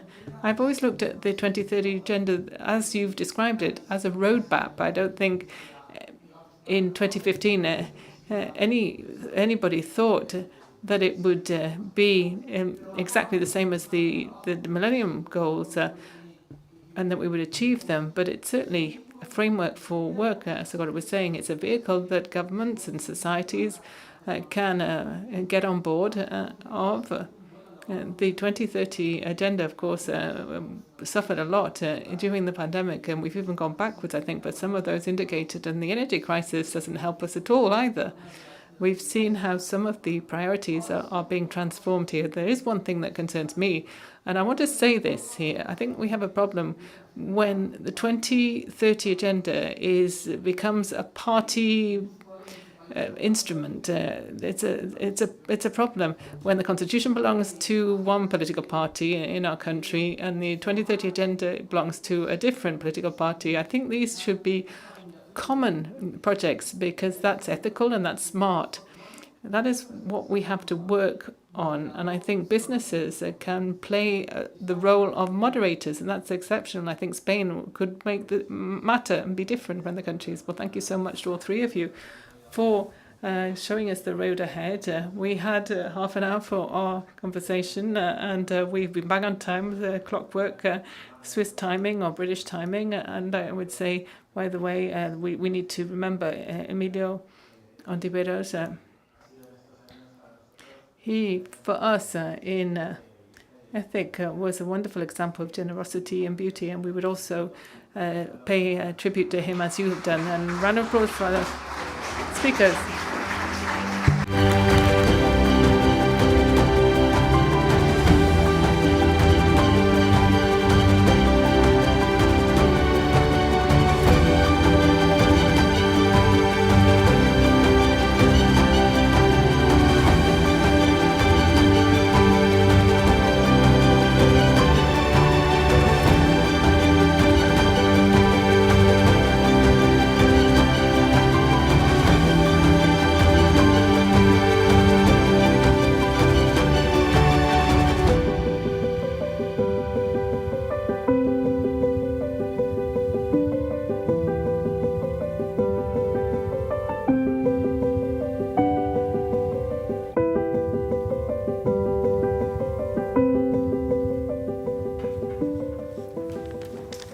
Pues muchísimas gracias, Pablo, y gracias, Socorro, Montse y Gonzalo. Well, thank you so much, Gonzalo and Montse, Socorro. Right, can I please ask you, Gonzalo, to stay until the very end? We have a final round table because afterwards we'll be able to drink something. So we'll be listening. This is the very last round table on innovative and inclusive transformation. Inclusive, I know, has been said many times, also innovation. But let's look at the two things together with Anton Costas, the chairman of the Economic and Social Council, Cristina Garmendia, chairwoman of the COTEC Foundation, in conversation with Manel Pérez, the deputy director of La Vanguardia.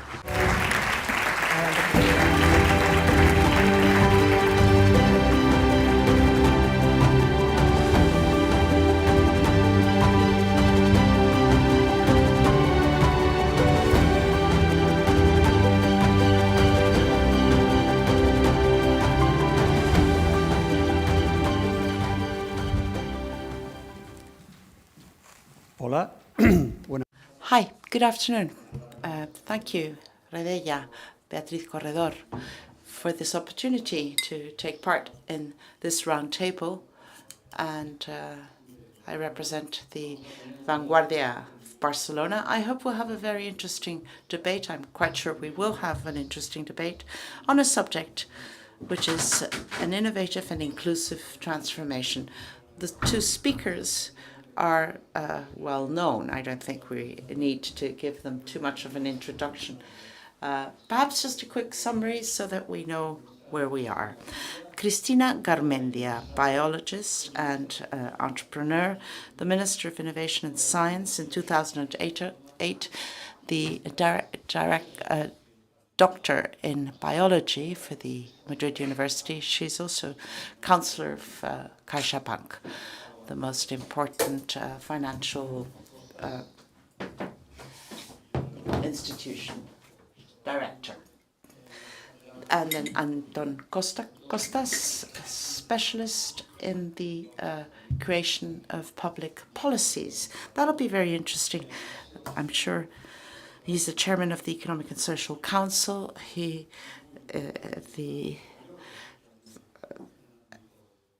And he is also the chairman of the Economic and Social Council and has worked in the same position in Catalonia. Innovation in Spain is a bit our weakness. We have huge difficulties in finding investment in the area of innovation to get more productivity, to be more competitive. And over these last few years of crisis, well, clearly, I think we probably know the figures in our heads, but Spain continues being very much at the tail end of investment in the area of innovation and research. So within this framework, and starting with the macro, and then we'll go to the micro. But for the macro, Anton, can I ask you a couple of questions and see what you think?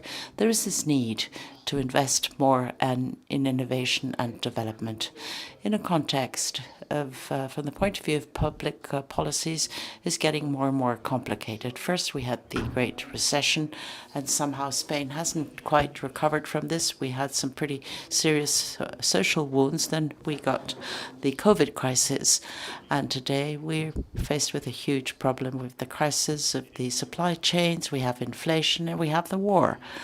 So at this moment in time, within this context, how should public policies be developed to make sure that this transformation, which is vital, not only in the area of competition, but also in the area of climate sustainability, how do we manage this in the area of public policies to establish priorities? Well, there are budgets, and some parts of society see that there's a huge increase in, or considerable increase in, the area of defense, where there are also very serious defense social issues, very pressing social issues. That's going to be a bit difficult, isn't it? Thank you. Thank you for this invitation. It's an honor. And it is a pleasure to be here and share this with Cristina. Cristina, who I hold in high esteem and over a long period of time. It's a pleasure. It's an honor. So before going into the details, okay, your title, transformation. What do we mean by transformation? But the question which is implicit here, can we be more inclusive and more innovative? I know you didn't ask me that. I hadn't asked you that yet anyway, but well, there's something which doesn't somehow doesn't quite fit. And I don't want to talk about the data of Cotet. You talk about our weakness. You talk about that we're right at the bottom of this ranking, and in the ranking we're in 36 or 40 of the world. So my question is, why, being so bad in research and development or innovation and development, but we are the 30th economy in the world, and for years we have a surplus in our balance. So how can we be so bad if you look at aggregate GDP and the area of external competition? How do you explain this? Well, I believe that this idea of innovation is a much broader and diverse idea than just innovation and development, and that innovation created particularly, which is the most important innovation in our economy and our companies, doesn't come from research and development. There's a contradiction here, really. There's a contradiction between we're right down at the bottom of this world ranking on investment in research and development. But if we look at our trade balance, well, things are not really that gloomy. So let me talk about my own professional experience here as an engineer, but also in the course of my career in certain boards, which these companies were innovative and were competitive. But it wasn't so much, we weren't so much at the highest echelon of innovation, which would be innovation as understood as something very original, which then is turned into a commercial innovation, which is accepted by the market. And perhaps we're not at the second level of innovation either, which is related to design of prototypes. And perhaps, no, things are not so good for us. But in my experience, which is perhaps well, I think we do pretty okay when we look at the development of components in the automotive industry, for instance. And I think we're pretty well placed in terms of innovation in the area of production and assembly in the broadest sense of the word. If we were capable of measuring this better, if we could measure innovation in a different way, I'm not saying that perhaps we might still have this weakness, but we wouldn't really be at the bottom of this ranking, and it would give us a lot of self-esteem, and that would help us to improve and to keep changing and innovating. I don't know, you've kind of not really answered my question, but anyway, but you've understood me, right? Well, there we go. That was the most important thing. Yeah, because I've been in this job for many years. But let me follow. First of all, I'd like to know, Christina, what is your opinion on the fact that things are not really that gloomy, which kind of contradicts the studies and the statistics that are available? But at the present moment, in the present context, with the availability of European funds and a better situation in order to tackle these changes, what are the true changes that the Spanish economic model should introduce from from the area of innovation and technology? Thank you so much for this invitation, and it's a privilege. It's a privilege because I was a member of the board of CERCLA, and Anton was the chair. So, you know, we have been working together, and it's a privilege to be here with him today. I think I'm going to try and explain what we mean by innovation, because you need to really put this within a context more adjusted to the 21st century and understand the difficulties of metrics here. How do we measure this, and how do we actually, how are we actually placed in this picture? Innovation is all change, not just technological change, not just scientific change, which doesn't just generate economic value. When we talk about technological change, for there to be a transformation. Technology is an accelerator. It's an important component of this transformation and of prosperity. But I'd like to say that just as important as technology is what needs to go hand in hand with technology: culture, processes, strategy, regulation. And if you don't have all of that, which is intangible, well, you can't get transformation. We've got an example in financial institutions.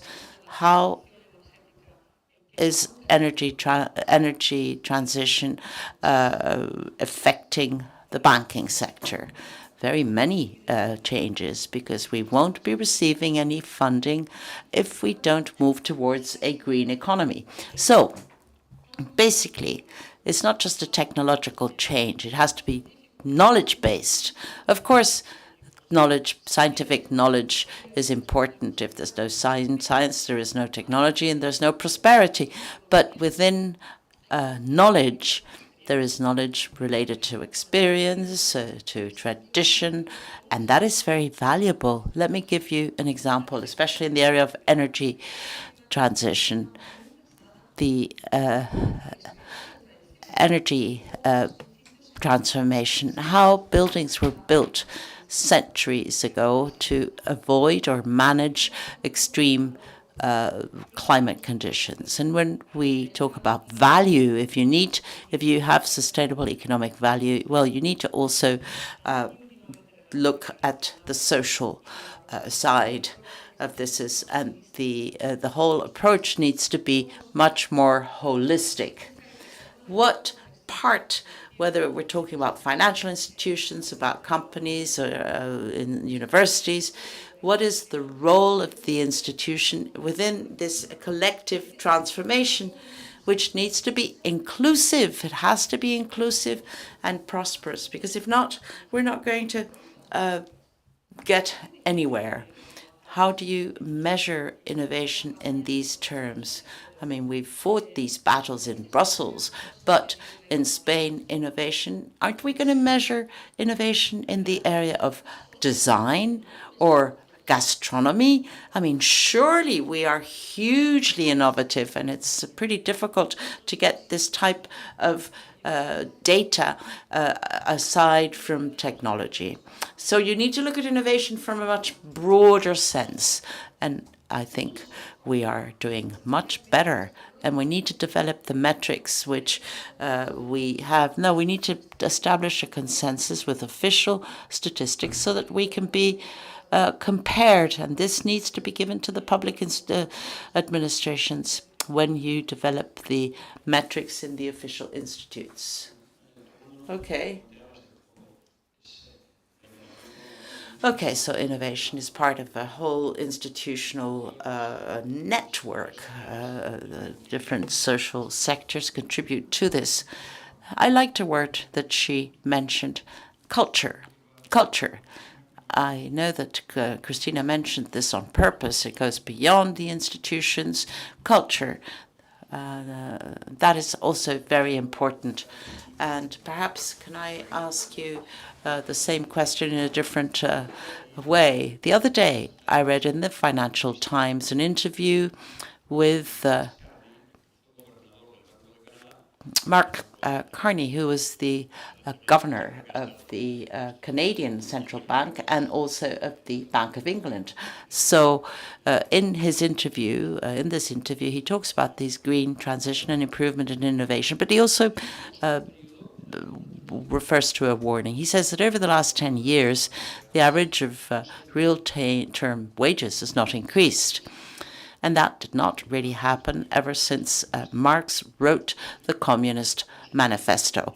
So this is a warning of the danger of this inequality and continuous crises, the danger of this. So what does the public sector need to do? What does the private sector need to do so that inclusion really is a reality and that this does not get any more serious? Yes, Mark Carney, he's quite a special person, the first governor of the Bank of England, and he was not British. He wasn't, and that is quite quite amazing. Yes, wages in real terms, which would be nominal wage minus inflation. There were 30 glorious years in which true wages grew uninterruptedly since 1944, 1945 until the mid-70s. And then at the end of the 70s until quite recently, the real term wages, where we had the 30 glorious years, and then we had a very long period of real term wages which are going down. And that is quite incredible. So, what was your question? What was your question, actually? Yeah. You're answering my question with another question. Yes, of course, we can increase the wages of workers in real terms, not just increasing nominal wages or reducing inflation. There's another method which we've used in Spain. What did we do in 1977 with the Moncloa agreements? I know you're very young, so you don't really remember this, but the annual increase was about 30%, and inflation rate was about 30%, and wages went up a little above that. But then there was this incredible agreement that was reached in the 70s. Trade unions, the workers, decided to stop asking for a raise to catch up with inflation, and what they did is to hold back. And we said, but why? Well, we signed a kind of social contract. Well, it's not exactly in those terms, but in practice, it meant, look, what we're not going to be giving you in nominal wages, we're going to be giving you through the public goods and services, because universal free education, universal free healthcare. If I talk about these areas, what we did in 1977, we tried to provide publicly for private goods, which had an effect on real-term wages of families, and that actually increased these wages. So there are many different ways of doing this. Today, I think we need to remember this, because it will not be easy to answer Mark Carney's question. There was a public debate in La Toja with Isabel Schnabel, one of the 6 directors of the European Central Bank. And the figures that she gave in terms of wage drops were quite considerable. But then another question is inclusion. I think that when we talk about inclusion, well, maybe we need to explain what we mean, because inclusion doesn't necessarily mean equality. It's not a question of making income the same. What are we talking about here? We're talking about good jobs. The problem of inequality in Spain is not exclusively because of the fact that the redistribution policies don't work properly, but also because we have a very serious problem of lack of good jobs, or lack of jobs altogether. And I think inclusion here is related to employment. So if you accept this, the answers to inclusion doesn't really mean that you're going to be having better policies in the area of redistribution, because that tries to establish equanimity. But if that is your point, then your question is, how is innovation going to benefit to the creation of better jobs which lead to inclusion? And I know, knowing that there are gaps and that this is going to generate gaps, innovation is a tool, a very powerful tool to fight inequality, but it is a factor of inequality, and you need to know this, and also of job destruction. And this is something that is absolutely inherent in our evolution. It's been with us forever as human beings, because why? Know-how, knowledge, certain people have that know-how in certain places. And so it's not something that is socialized quickly, and this has been happening since the Stone Age with the adoption of agriculture, vaccinations or 5G, and it's not simultaneous. So the important thing here is to measure or to anticipate those gaps. In the Cotec Foundation years ago, we already pointed out that automation would actually bring down wages. Innovation, does it produce a net employment? Yes, quite clearly. It is an element for prosperity, and it does generate net employment. But it's not a question of only of quantity. It's about the type of employment we're talking about. And it's quite clear that we have more high-level pay jobs and lower-level pay jobs, and the middle income workers are sliding downwards. We've identified that the better training you have, the better job you get. A lot of people in our country that have perhaps an intermediate level of training are stuck in the lower income jobs. And those who don't have any training are just unemployed, and it's more and more difficult for them to get back into the job market. What you were saying, Anton, that concept was so interesting. What is inclusion? It's about creating more jobs so we can all have a decent life, so that you can make some money to actually pay your cost. Yes, but we can resolve that in a different way, can't we? And if that's the case, what we should do is to steer innovation or technological progress in a certain direction so that it can strengthen people's abilities and capabilities to get good jobs, and not steer technological innovation or progress towards job destruction through automation of jobs, because that wouldn't work. No, it's about transforming tasks in companies, not jobs. That's important to remember. There may also be a problem with our education system. In the current situation, it's not about the fact that there aren't any quality jobs in companies, but the problem is that companies with quality jobs can't find people to fill them. I think that's false. No. That's a falsehood. I see it's controversial. I'm looking at the clock here, and we won't have time to actually get to the bottom of this, but I don't agree with that statement. But I'm more interested in another important aspect, in my view, if I could. Technology could create net employment. I'm very pro-technology. So technology could create net employment, but when? What's the period of time we're talking about? How long will it take? And what would happen in the midpoint, in the meantime, in society? In the meantime, while this is happening, a lot of people will get left behind. And there is one type of reasoning with questionable philosophical backing to it. When the central bank governors, without actually saying so, what they are saying is inflation can be cured with a recession, aren't they? Yes, an infection with antibiotics, but it depends about the amount that you can apply, because you could actually leave your patient on the floor with too much. So they're saying we have to do this even though there is pain at some point. So I say, okay, tell me more about the pain. Who's the pain for? Pain, this is a word we should take into account, Christina, but that pain has a lot to do with perception. I think one of the problems we have in Spain is that data and the perception of data, the figures are different things.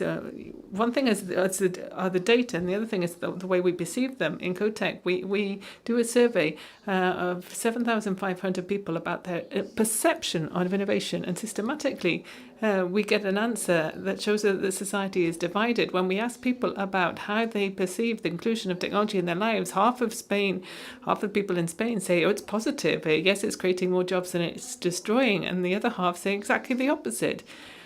And that's the perception. But data actually state and tell us that quite clearly there is net employment created. But half of Spanish society are seeing the emergence of technology as something that is negative. They see innovation as positive, but they see technology as a threat. That's the phenomenon here. When a person feels threatened, how can they feel that they are capable of dealing with the digital life? I think there's a huge majority of our working population who don't feel that they are capable of living and working in a digital world. And if you go out to the rural areas of the country, the figures are very worrying. That 13 percentage points, the difference between rural society and urban society with regard to their perception or their feeling of not feeling capable of moving forward. And if you don't feel capable, then you run away. You don't want technology to come, and technology will come. And the back in the 19th century, the erudites then were not happy about those factories opening because of the immediate damage. Only later on did they believe that the Industrial Revolution would actually be advantageous for all, but they had to correct their view on that. You see, ladies and gentlemen, Spain or Spanish Industrial Revolution, you don't let me ask many questions here. Well, the Spanish Industrial...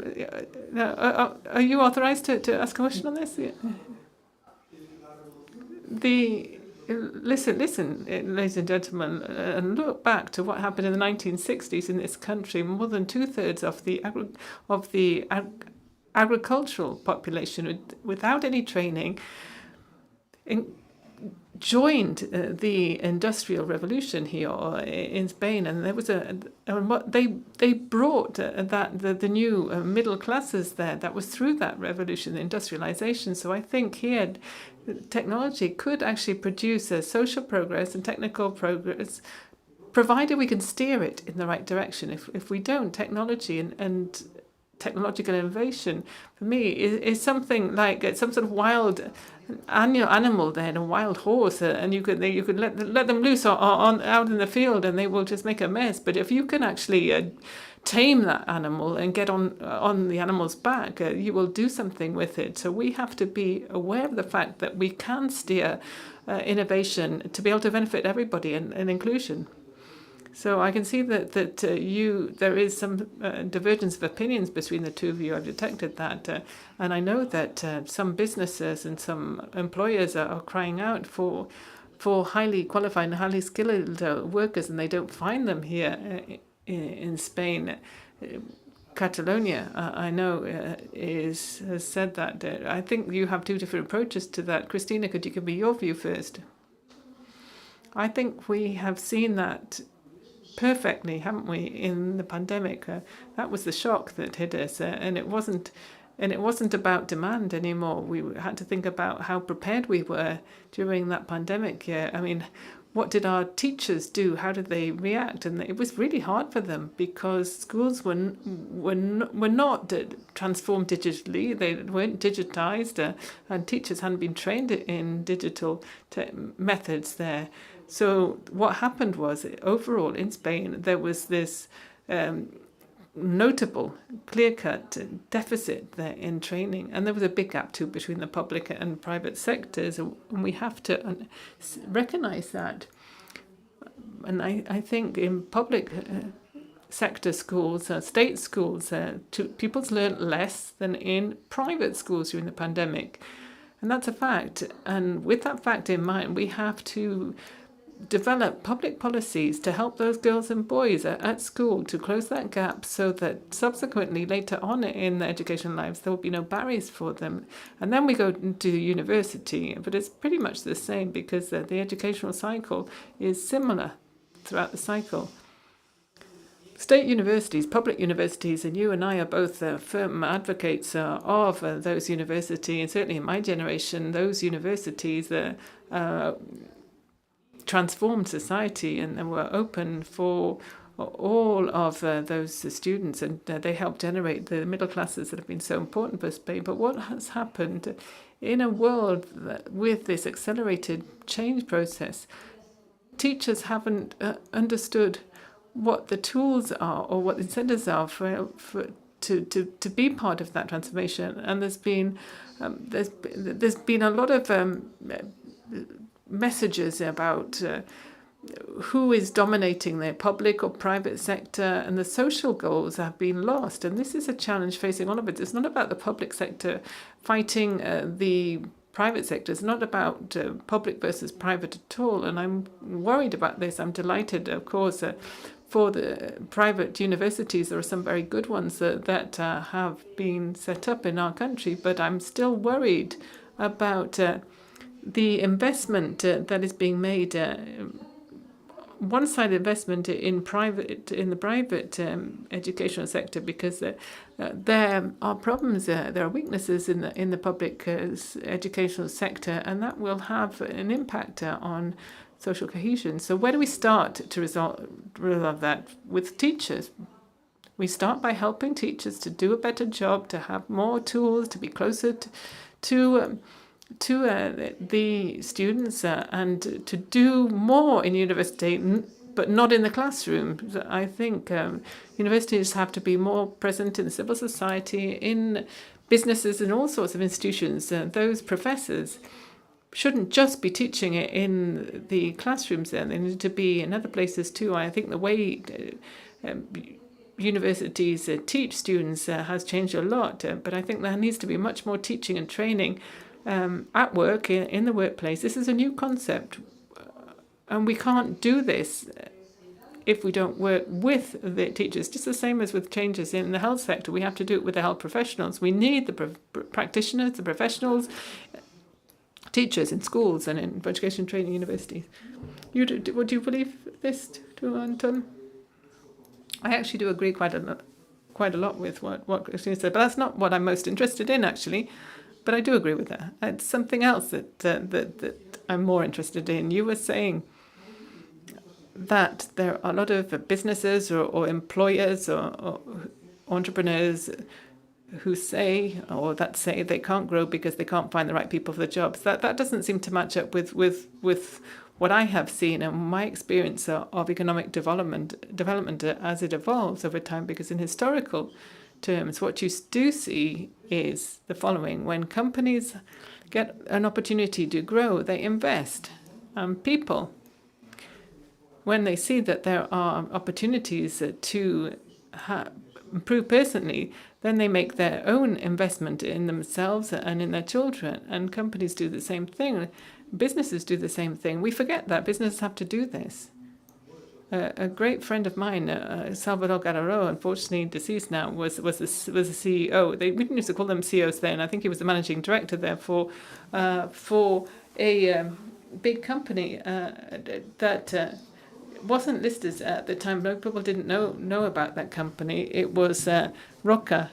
He was a university professor, and he said, I will not actually hire anybody in my company with a master's degree. And he was teaching a master's degree, and he said, I want people who are really quick off the mark, who are bright. They can have a great CV, but that's great. Let them go off and do a competitive exam to be civil servants. He said, come in with me, and I will train them, and we will teach them.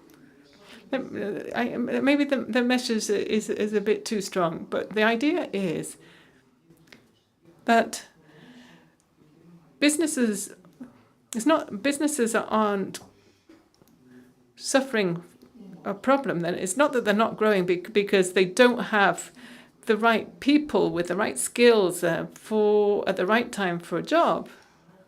I think this is something we should discuss further, but I don't think it's a problem of education or of the people with the right backgrounds for the jobs. I think that the problem is more of a problem that is cultural. I know cultural is a great overarching word, but I think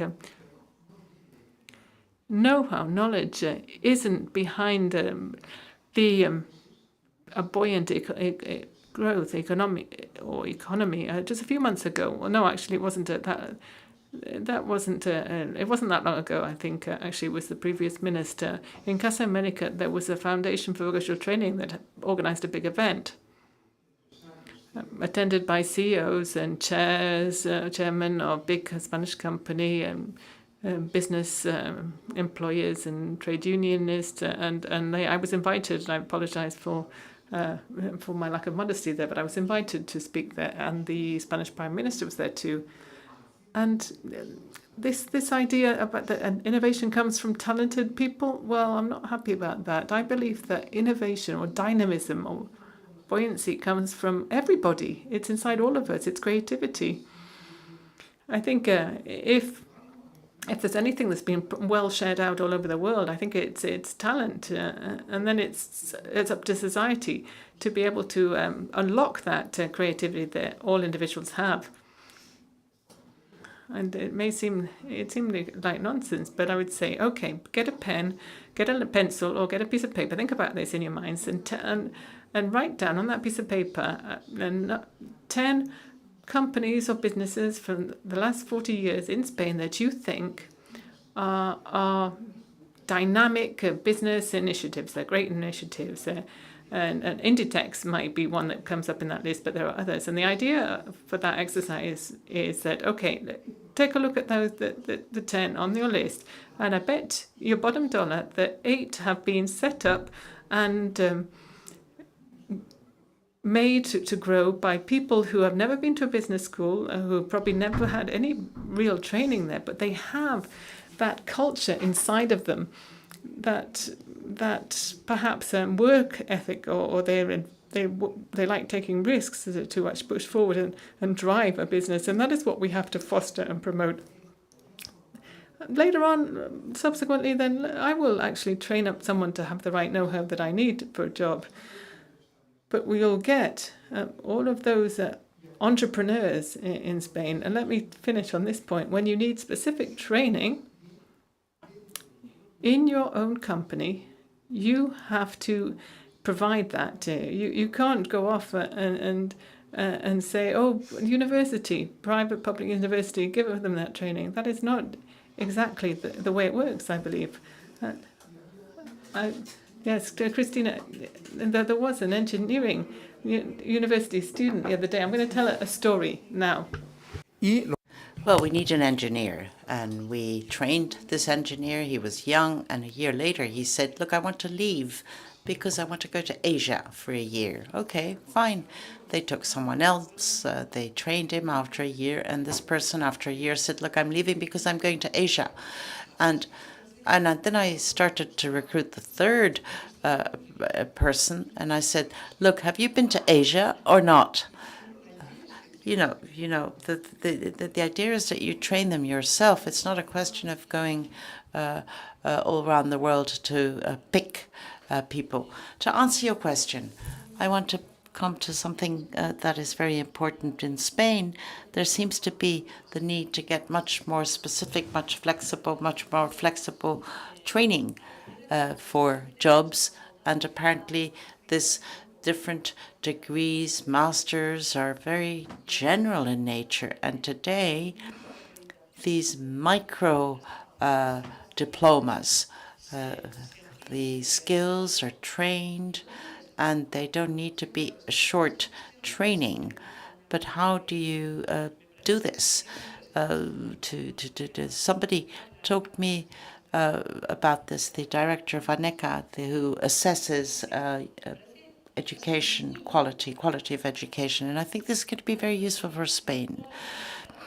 There's going to be a digital wallet where each and every one of us will, in our wallet, we will know exactly what are our degrees. You can't, and it's digital, so you can check that. And they were also going to start micro accreditations for shorter training, so that you can be so much more flexible, and also to have very specific profiles.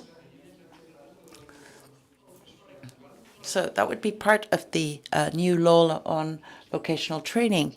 Well, I'm so sorry, because we've opened so many doors, and I think some elements can be taken into account, and certain headlines could perhaps be used to understand in what world we're living. Well, time has really flown by, and I so much like to thank Anton and Christina, and you've actually answered one of my questions. So thank you to everyone.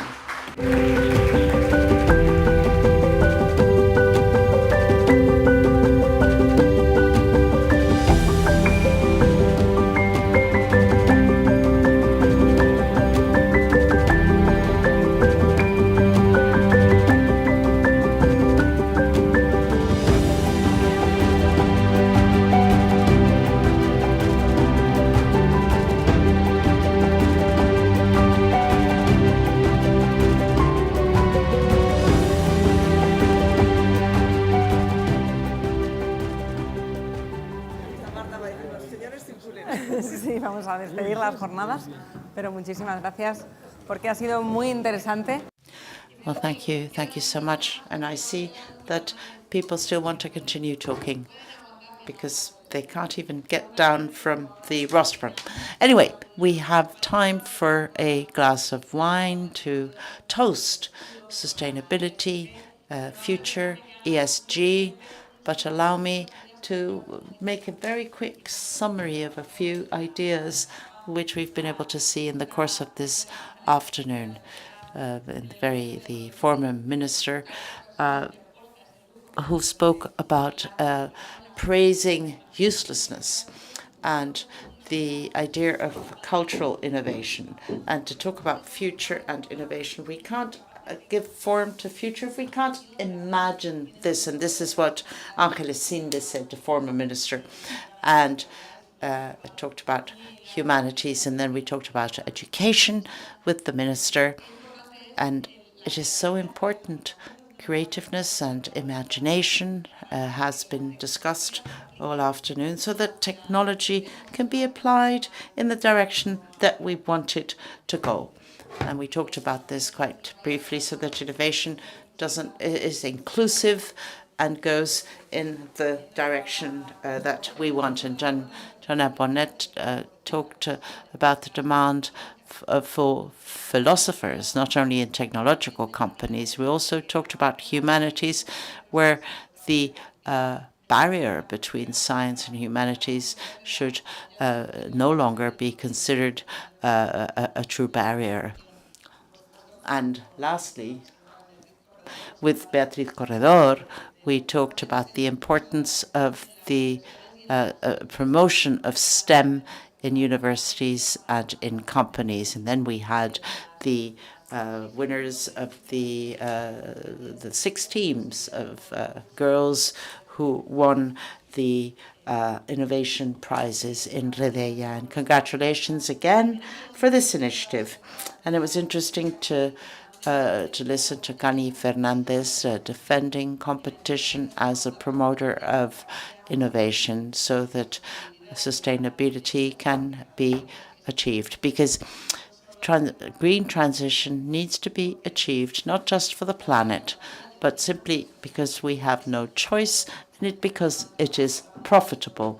And this is also true for the labor market, because the next the panel talked about this, about what Redeia is doing to promote diversity and employment. And Socorro promoted technology as a resource for the rights of workers, putting human beings at the very core of our work. Fair transition to how to strive for the 2030 horizon. And most recently, we talked about the different type of innovation and the way in which we could measure this. Cristina Garmendia talked about this. Gastronomy, for instance, is certainly innovative, and how to measure this. And I really enjoyed this point as to our self-esteem. We are innovative, but the metrics don't indicate this. So we need to get to the creation of jobs that are less unequal. Inclusion, employment, and education, and the final debate on the interpretation of data and the interpretation of innovation, and how do we perceive technology in our lives. As I said, imagination as the praise of uselessness, and also the importance of such important conferences. Thank you, Beatriz, for this second day on sustainability to talk about recovery, about ESG, and we'll see each other outside.